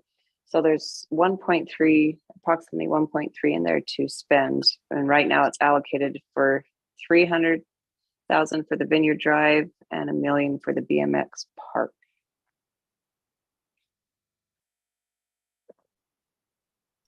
And with that in that capital project, so Ryan is going back to the county next Thursday to ask for the additional 240,000, which will go into the capital project. And so if we do get that additional fund, help pay for the BMX parking lot. So, and we also are, just working any way we can to make that more cost effective. So.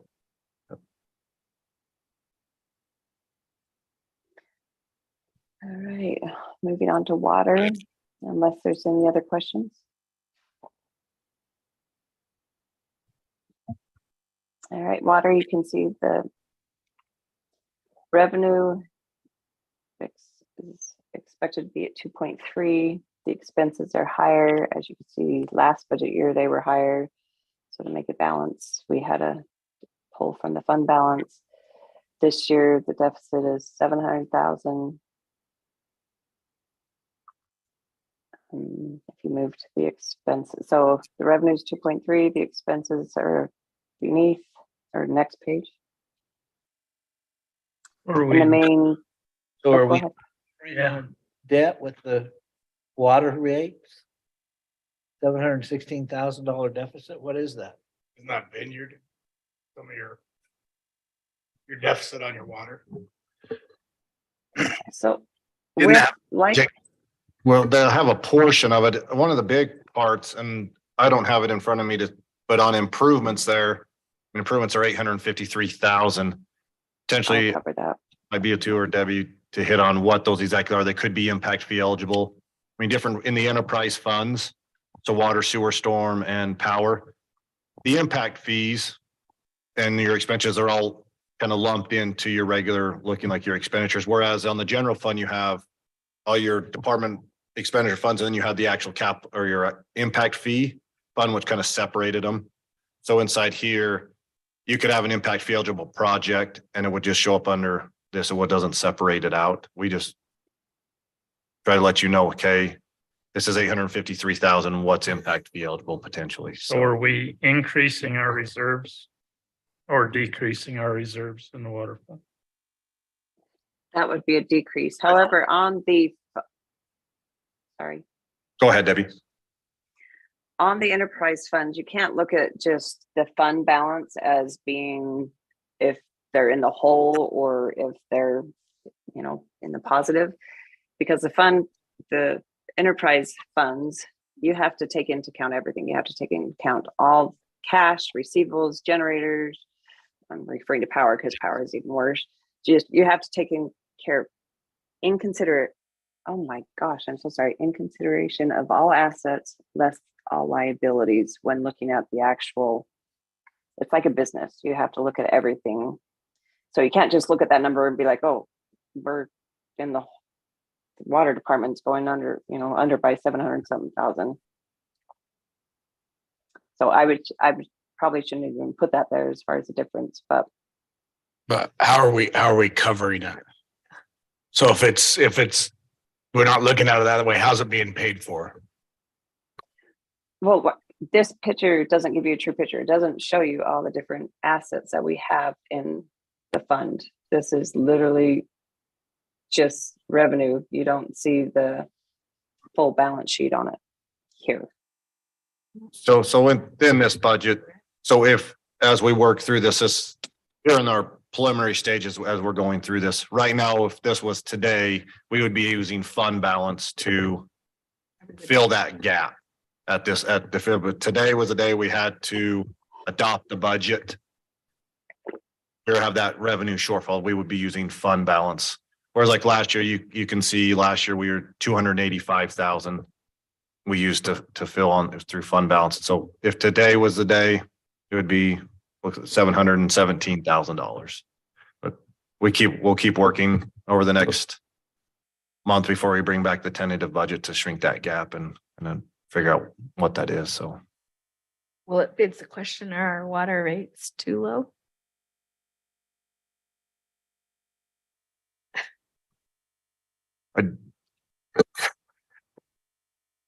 I see that number with that in my business. It's like, oh, Yeah. that's coming from savings. Well, that'll get us under the 250s. So we'll be covered.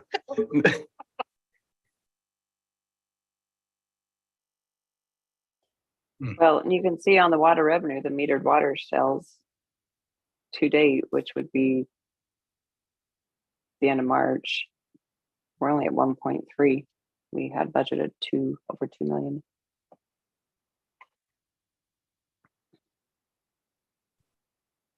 We got one more quarter. Yeah, but you only have 1.4 in 3 quarters.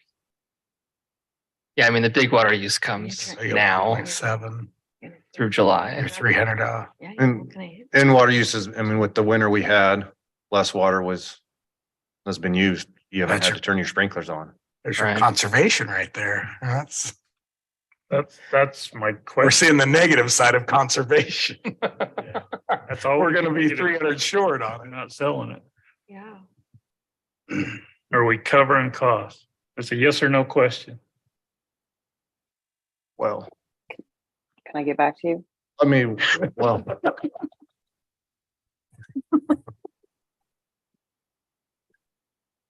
Our expense, even though we are having less in sales because of conservation, our expenses aren't going down by the equal amount, right? no.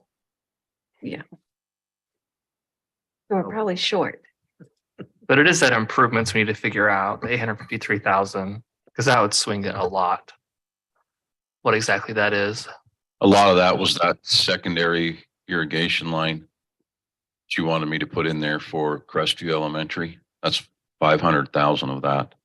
I've got some upgrades to do in subdivisions such as Solus. The existing pipe, the 16-inch pipe was PVC. We have to pay the portion, have it upgraded to ductile. There's a cost there. Since they had to relocate it, it was kind of a no-brainer to put ductile iron in. It's pushing 30 years old. There's a PRV up there. We also have to upsize. That's in there also. Things like that. So, and you listen to those projects, you talk about the secondary line, the upgrading a line in subdivisions. Those are all impact fee eligible items that we have impact fees available, which would come under that fund balance to be appropriated. So those large projects, we're using impact fees that are set aside to do those projects. So is revenues covering our expenses? If you're talking about just operating expenses, we'd have to go and sit down and say, pull out the non-operating revenue, the projects out of this, and to get to, are we covering just our operating? Where this has your capital projects, it has your non-operating revenues. A lot of things all are compiled into this view that you're getting. Next time we come back, we'll come back with that to say, is our operating revenues covering our operating expenses?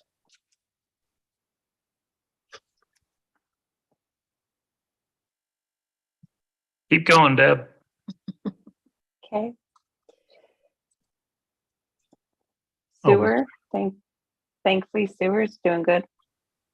You can see that. Yes, we didn't even make any money there. Just slowing down. Nothing- no PRV. You guys had. Oh, yeah, nobody's reducing their sewer. Like that from the minute. And then the famous power department. Oh, we're just skipping sewer. Yeah, actually, sir, it just is fairly flat. Oh, here we go. A little more rock and we can see the. What's that? You gotta go one more. He wants to see that, that line. Get ready, here it comes. Ding, ding, ding, ding, ding. Just a million. Aaron, you want to ask the question? It's simple, yes or no, right? That's how I budget. I'll get back to you.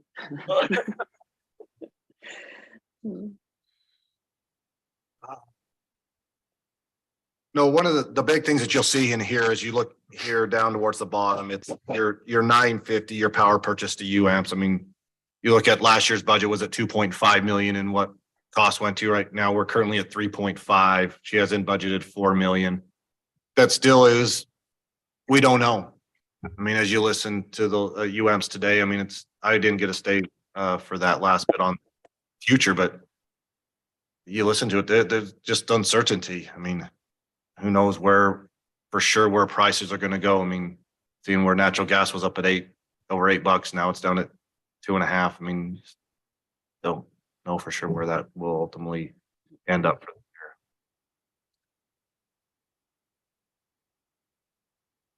We'll definitely need a budget amendment for them though. However, their expenses are higher than budgeted, or sorry, their revenue, so that's the bonus. PCA, God bless PCA. Yes, seriously, that you guys all love, I know. Stormwater. All these funds are like last year, they're in order to make the revenues balance with the expenditures, we needed 115,000 from fund revenue, but again, you can't look at it as it's lost, 143,000. I will have to do analysis to make sure all these funds, the revenues, operating revenues are hopefully over the expenses or at least equal to. Yeah, and in this one, you can see it's 143, it's 200,000 in improvements is what is in there. And that has to do probably with Vineyard Drive as part of that. That's an impact fee eligible item as well. So, I mean, and those are some of the big things that are going on with the Vineyard Drive improvements that are hitting water and stormwater. So.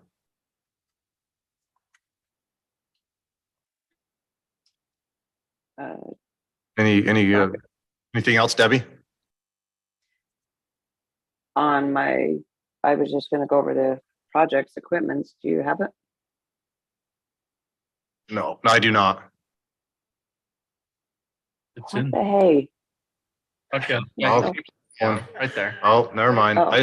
Going. Okay, well, here is the different projects that are in. So under the streets, that traffic signal of 100,000 is not. But other than that, everything else listed here is in, with the exception of the BMX parking is under the capital projects fund, not built into parks. But there you can see on the water why the improvements was so high, and like Brock said, some of these projects are impact fee eligible, so it won't actually impact the actual water enterprise fund. It will come out of the impact fees.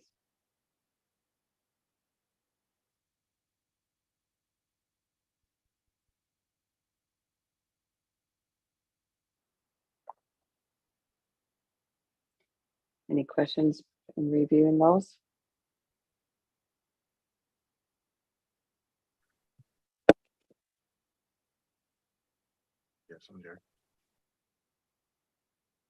Is there a line item somewhere for paying for puzzles?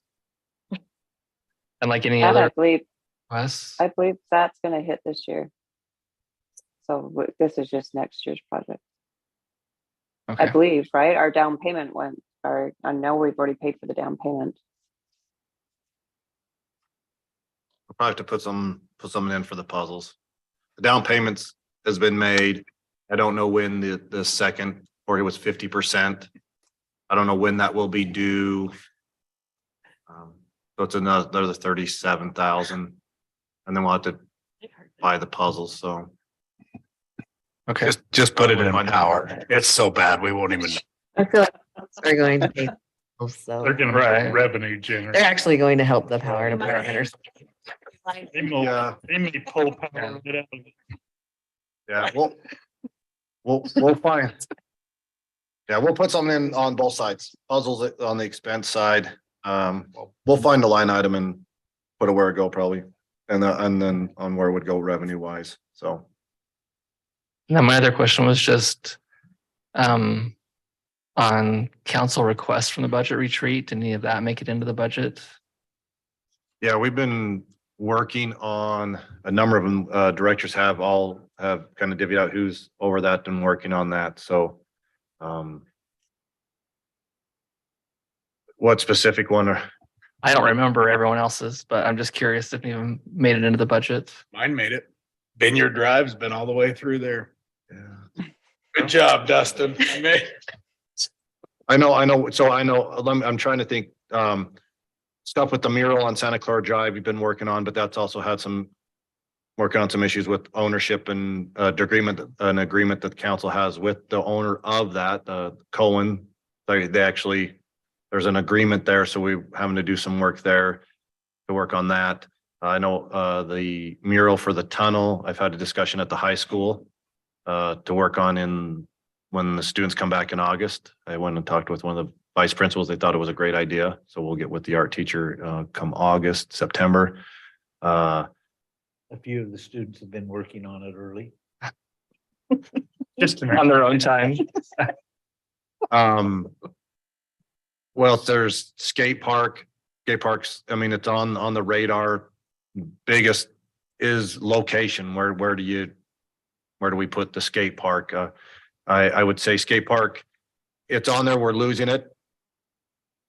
Trying to where to put that and then fund that is the struggle right now. Looking at trying to get the BMX, that part, and get that funded and done. So that is not currently in the budget. There's I think cemetery was discussed. That's also still on there, looking of location, land. Where do we go for cemetery? I mean, the one other thing, parcels actually popped up. It would not probably, I mean, parcel's a great place, but there's other plans for it. Is where the orchard is at. Piece of land the city already owns. The orchard? It's got a deed restriction. Yeah, good try. He'll go to hell. You know, It's got a deed restriction on it. there are. I can make the minutes. It has a deed.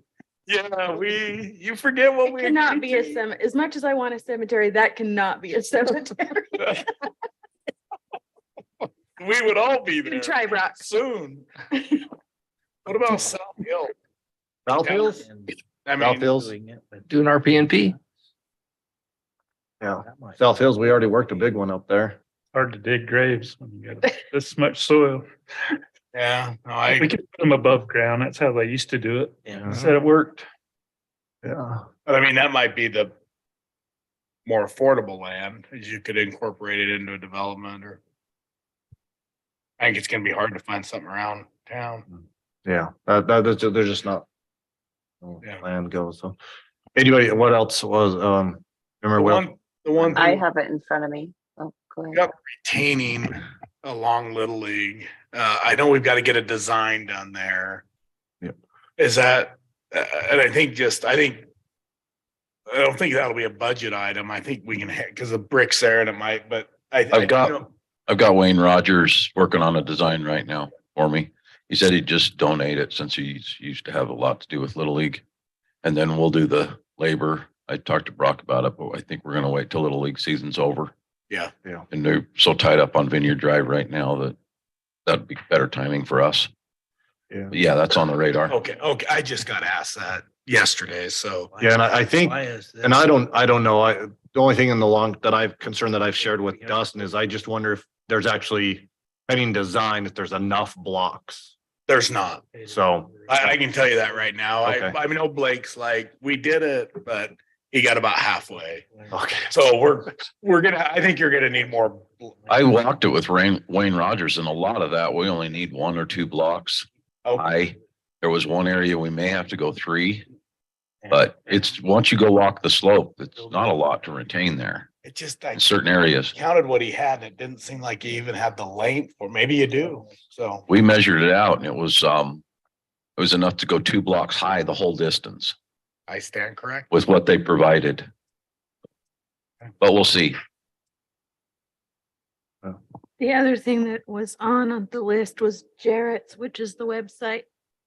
Yeah. Do we have some funds? Yeah, outside help possibly. Do we have some We funds did. in the budget that we can? Yeah, and we're working, that one's on work, and we did reach out to the company that was mentioned that day. It was quite costly. So, but that's ongoing. Yeah, we're looking at that. Okay. So,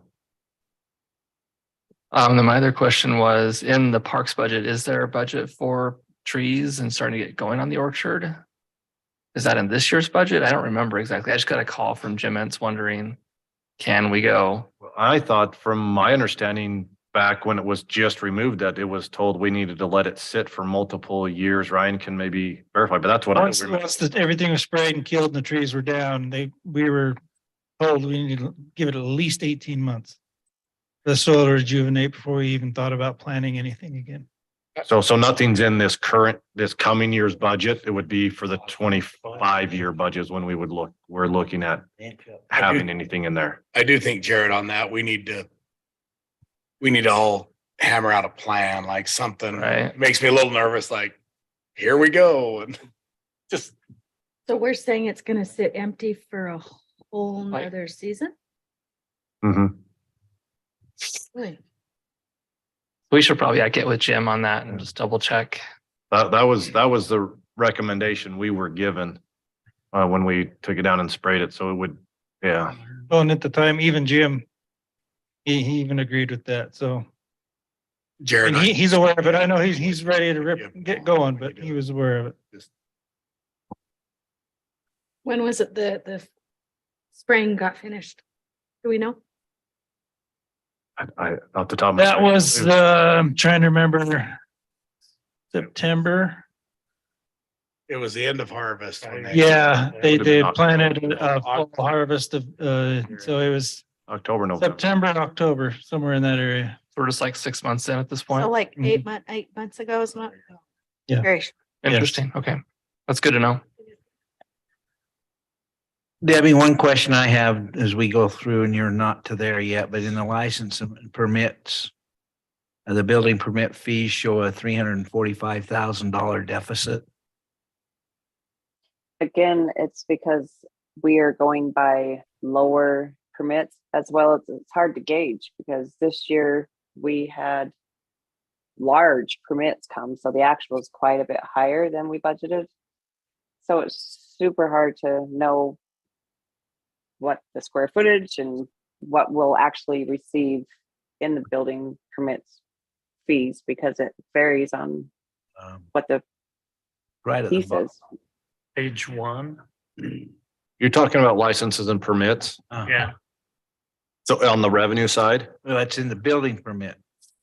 Yeah, license and permits. so that we're a budget of 314,000. Shows a deficit of 345,000. Almost like it's a typo or something. Where? It's the difference between the current year and the current I'm year trying to, budget. where, On my sheet, I show It's page where, 1, yeah, on my page 1, it's a 97. variance of a positive.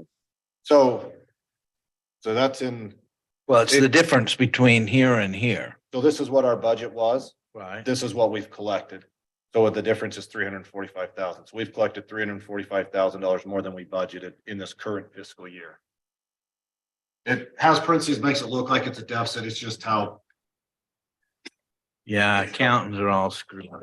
So back, I own that. Yep, I'm screwed up for sure.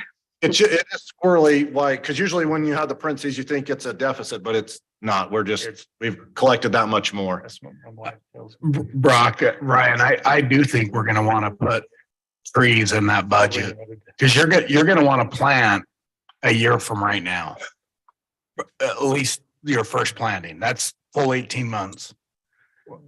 Well, I think I would say before we get to that though, then we need to have fully a plan of what is going to happen, how you want this to look. I know there was some discussion and kind of with Brad and some things, but I would like to know for sure if council is committed to what was presented by Brad, because it's a hefty project. Yeah, I think the plan, we just need to sit down with the group and just finalize the plan and have council look at it too, have everybody just kind of. I want bearing mulberries with silkworms.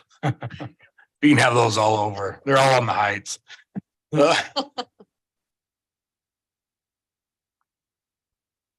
And again, we can always, I guess, that's not gonna be a tremendous to get started. We can get the irrigation going and.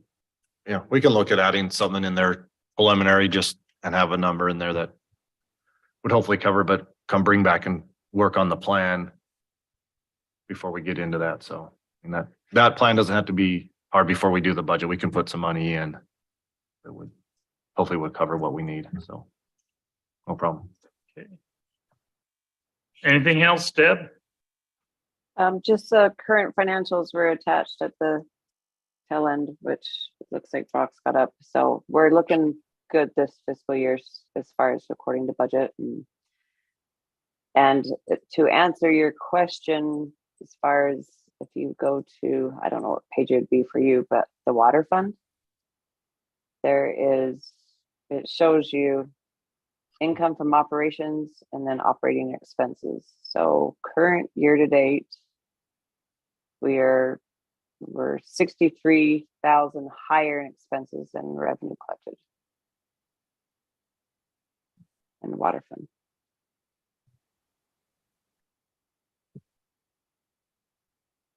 It's that current year to date actual column. So that's your answer.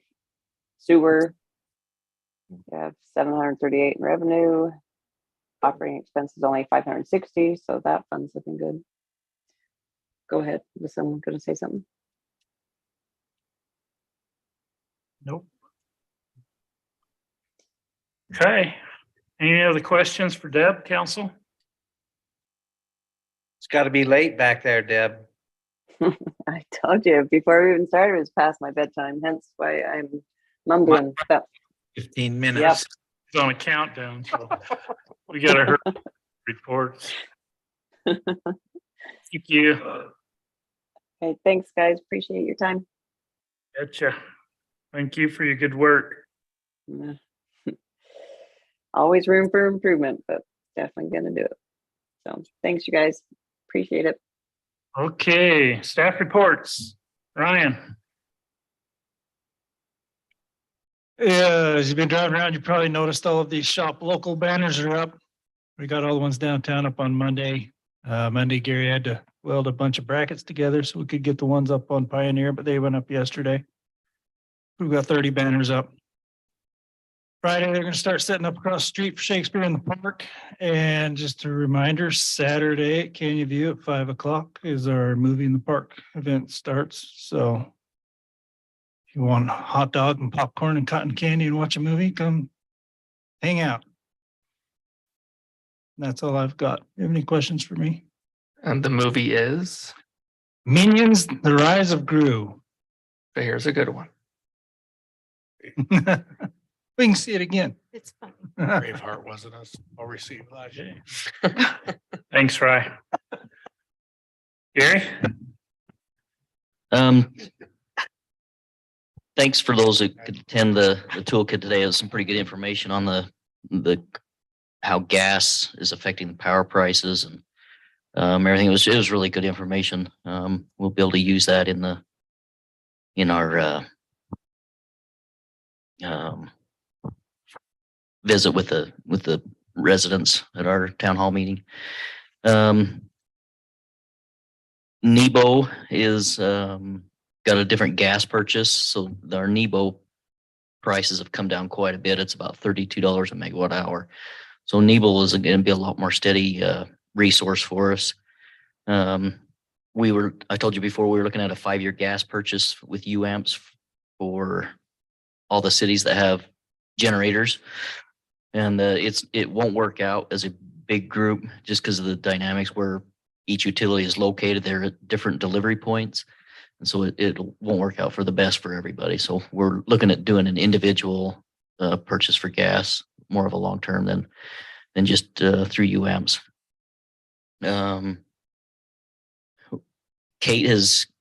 We've got ordered some banners with a QR code, kind of like we do for city council and building and zoning, so we can have it linked right to our website in the Power website, and then we'll have any updates on PCA. We will have some information on why gas prices affect the power, and we'll have a lot of more information on the website for residents to look at. And we can post those. I think she's got ordered 4 or 5 of them, and we can just put around different parts of the city so they can get on and find the information a little quicker.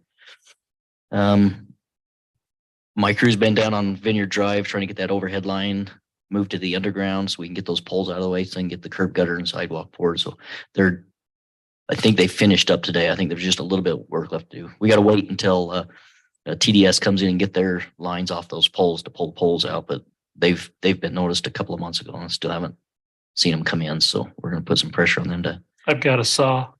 Do you? Oh, no, we got some cutters. We can get them out of there. Okay. They're going to start pulling in cable into the Solace subdivision phase 1 probably next week. That one's ready to go. Little update on the generators. We've been scheduling the generators. They've been running a little bit. Gas prices have dropped significantly. Like Brock mentioned, it's down around $3 to $4 now instead of $6, $7, $8, or even higher. So gas prices is looking better. Market prices are actually coming down as well. There's still a few things they need to wrap up. They need to install an air handler. With the 2 new engines, I don't think they sized the swamp coolers big enough. They're trying to suck more air that's available in the building. So they added another big fan to push air into the building. They've got to install that still. We replaced the bearings on Unit 1 radiator. Unit 2 radiator is one that failed last year and it damaged the radiator. So we replaced the bearings on Unit 1 since they were the same age. We just didn't want that liability. Damaging that radiator was too expensive. That's about it. Any questions for me? So when will they have the generators ready to run? They are running. Oh, they are running. Yes. All of them are running? Mm-hmm. Yep. That's good.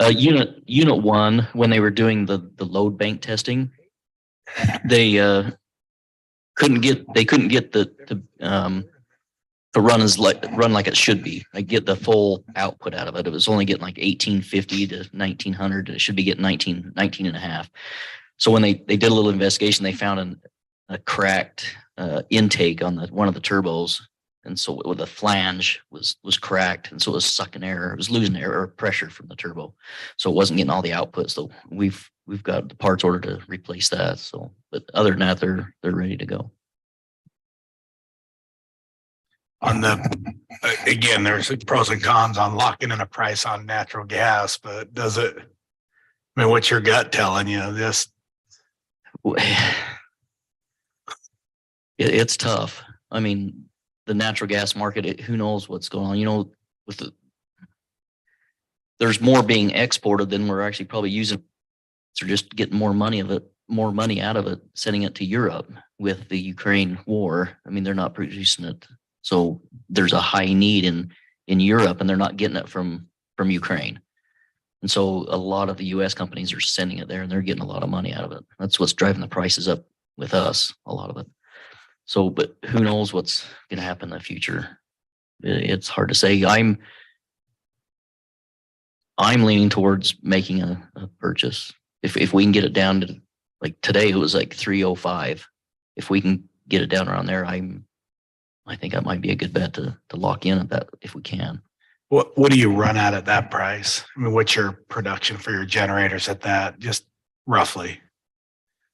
I think it's around one. I'd have to check. I'm not for sure. Top of my head. Okay. One thing that was shared today in the toolkit was that years ago when natural gas was so cheap, it was because the producers were just trying to prove that they could produce. And so they just produced gangbusters. And the market has changed now where those producers have to like pencil out and actually make money. And so I think that they said today, like the game has changed in terms of production. And now, now they're exporting a ton because that's more profitable. And so I think the market has shifted from what it used to be. And so that's why maybe a hedge does make a lot of sense. Yeah. I mean, there's risk to it, but at least even at that, there's just so much uncertainty and we've got so much ability to produce that. Then one thing with the hedging too, I don't think they're going to hedge. I mean, you used to be able to hedge for 10 years, 5 years, whatever, but I don't think they're even doing a 5-year anymore. It's too volatile. They don't want to get locked in on a $3 in for 5 years when it might go up again. So it might only be a 1 year at a time. So, but that's something we're looking at right now. Would you mind next time bringing, like, at the natural gas rates, just let us know what we can produce at. What we can produce at it. Oh, yeah. We had that number and I've forgotten. I can't remember. It seemed like it was 54 or 64 or something like that. But When it's down that low, it probably is closer to the $60-$70 range. I think our strike price originally when gas was around 250 was 50, 54, 56, I think. That was a long time ago. Any other questions for me? Thank you. Thanks, Gary. Dustin? Back in December, I applied for some funding through the Technical Planning Assistance Program with UDOT for an update to our traffic master plan. And I just found out this morning that we got that awarded. It's a $60,000 study and they're going to fund $55,000 with a local match of $5,000. And I can actually go to the MPO and they'll fund that $5,000. So I'm excited about that. I'm talking to a couple firms right now to contract that out. Vineyard Drive Phase 1 curb and gutter starts Monday. The Public Works Department is still working on services on Phase 2, and got that out for design. So hopefully we can get that bid out 1st of July. Our slurry seal starts next week. Yeah. I had a conversation with Landon from the contractor for Utopia today. They are been able to get around the connection with TDS. They're just going to go ahead and do their own bore down Sunset. They're saying they should have the conduit in and the fiber within the next 2 weeks and be able to provide service. So that was good news to hear that. We also had our annual dam inspection this month and received many compliments about our record keeping and all the required maintenance that they do and passed it with flying colors. Did we kill all the squirrels? We don't talk about that. That's all I have. Any questions for me? is TDS, or not TDS, Utopia, are they going to advertise or put anything out, or did I miss something? I haven't heard anything about it, but I can find out. Yeah, I've talked to Roger about it multiple times and it's just once it's actually ready, then they'll start pushing. They'll go. Okay. And I don't blame them. Like I was pushing them to advertise back in January and here we are in April and it's still not done. So They know more than I do. Yeah. All right. Yeah, thank you. I stand ready. Chief? So the wildland season's coming up. All the guys have been and gals doing pack tests over at Snow Canyon. So we're about 99% done with that. Everybody's been successful. And then we'll get, basically what we do is we get our rates from Debbie for each personnel, and then they reimburse us for the individual rates when they go out for deployment. So that's better than having just, a standard rate for a person. We actually get their compensation, including benefits and all those things that we have to expend back from the state. So that'll be good. It'll be interesting to see how it goes.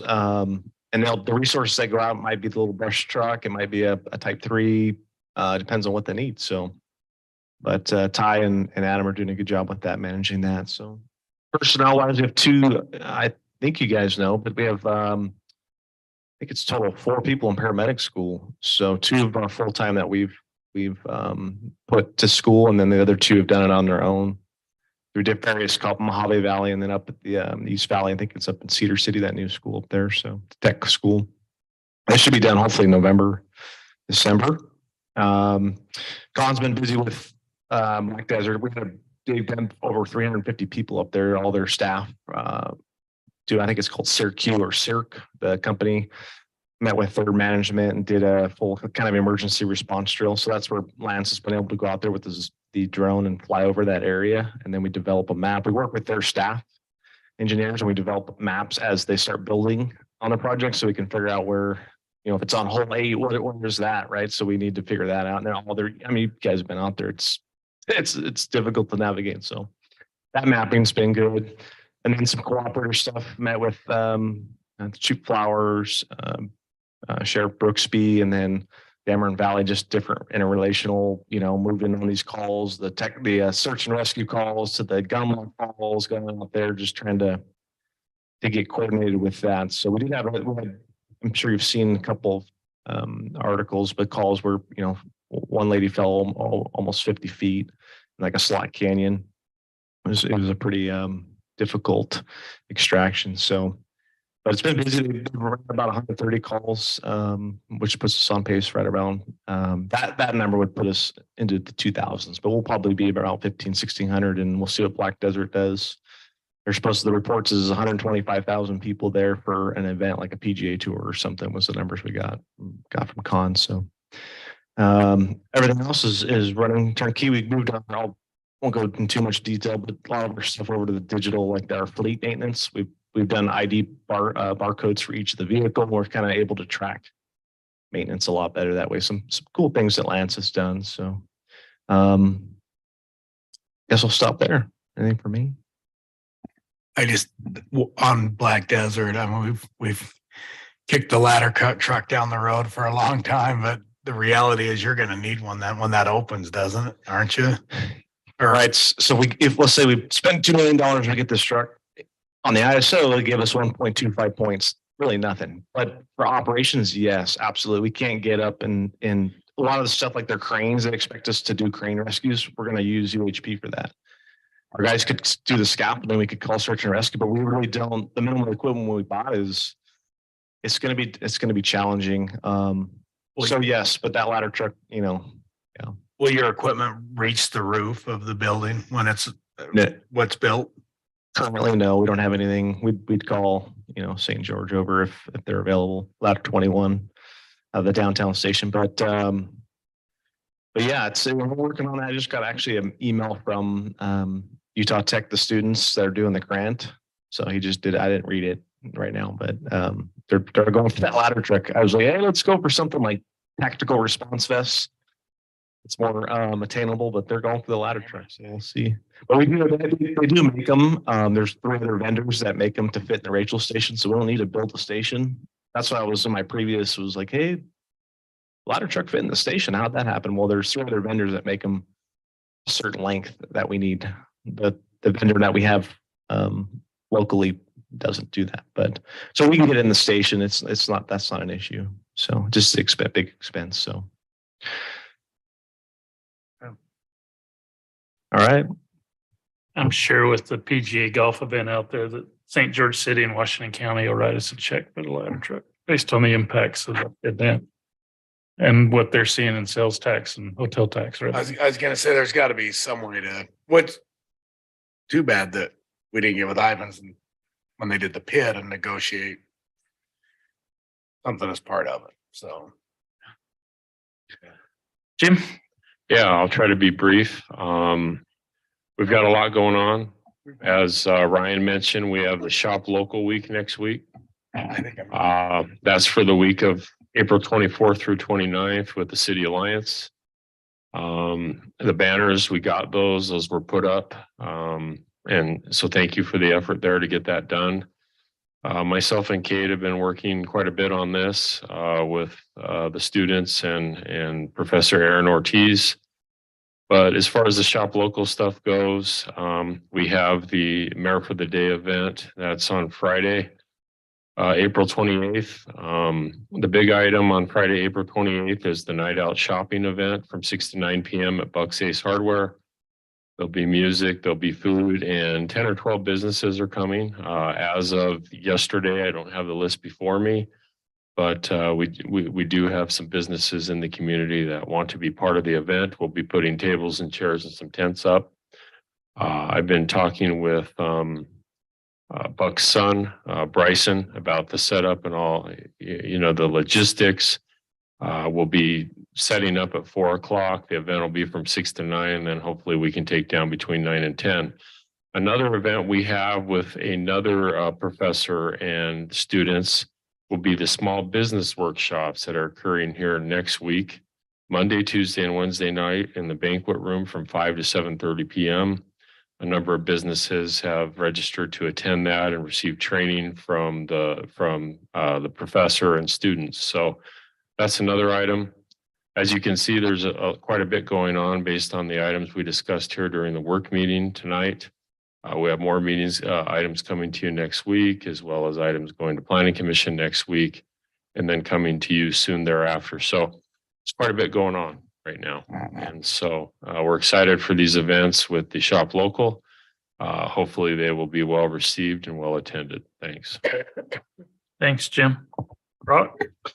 All right, I'll share it. So the last couple of days I attended UCMA City Managers Conference, which was good, as I shared they went through the legislative update, which I learned, got a little bit more information on that low income housing tax credits. One of the main speakers there shared it's a book, Doug Griffith. It's 13 Ways to Kill Your Community, which was really, really good. His topics that he went over, there's 13 of them, was very interesting. A lot of them, they were trying to get him to speak at the league as well, but it didn't work out. Almost all of the city managers that I spoke to afterwards, they hoped the league would get him to come at least in the fall or something. It was very, very informative about that. So the league meetings kick off tomorrow. I believe everyone's there registered. So have fun. Hopefully good time, good information will be shared. Here at the city office, we installed a couple new cameras here at the city office. We came through Verkada, came back and installed a couple new cameras in our stairwells, places that weren't, we didn't have any cameras, but we needed to have some there, and also on a card access upstairs on a door. Also, those cameras and card access were installed at Rachel Drive, I believe was completed today, and they'll be doing them at Center Street and Ivans as well. So we'll have those facilities all there and with cameras and card access. I'll be out of town. Leave tomorrow to my sister-in-law's wedding, so I'll be back Monday. And as I just shared with you guys, most of y'all today, about my health issues and that I had. So as I said, I'm working to do some things here staff-wise and stuff to adjust and divvy out some responsibilities in that. So you guys I'll bring some of those discussions with you and let you know what those are in coming weeks. So but that's it. Questions for Brock, council? Chris, anything? Remind everybody, the City Alliance end of year celebration luncheon is Monday. Over to the Holland Centennial Commons Zion Room. Lunch is served. It's at 11 o'clock, 11 to 1. Encourage everybody to be there. And then the other events you talked about next week is kind of a busy week, so appreciate everybody, what they do. Any fire drill announcements, council? I can't wait till next week. Just look, I've got like 7 pages of notes I'm gonna save till next week. It's been a busy mayor's week, 2 weeks, so. If there's nothing else, we don't even go into executive session.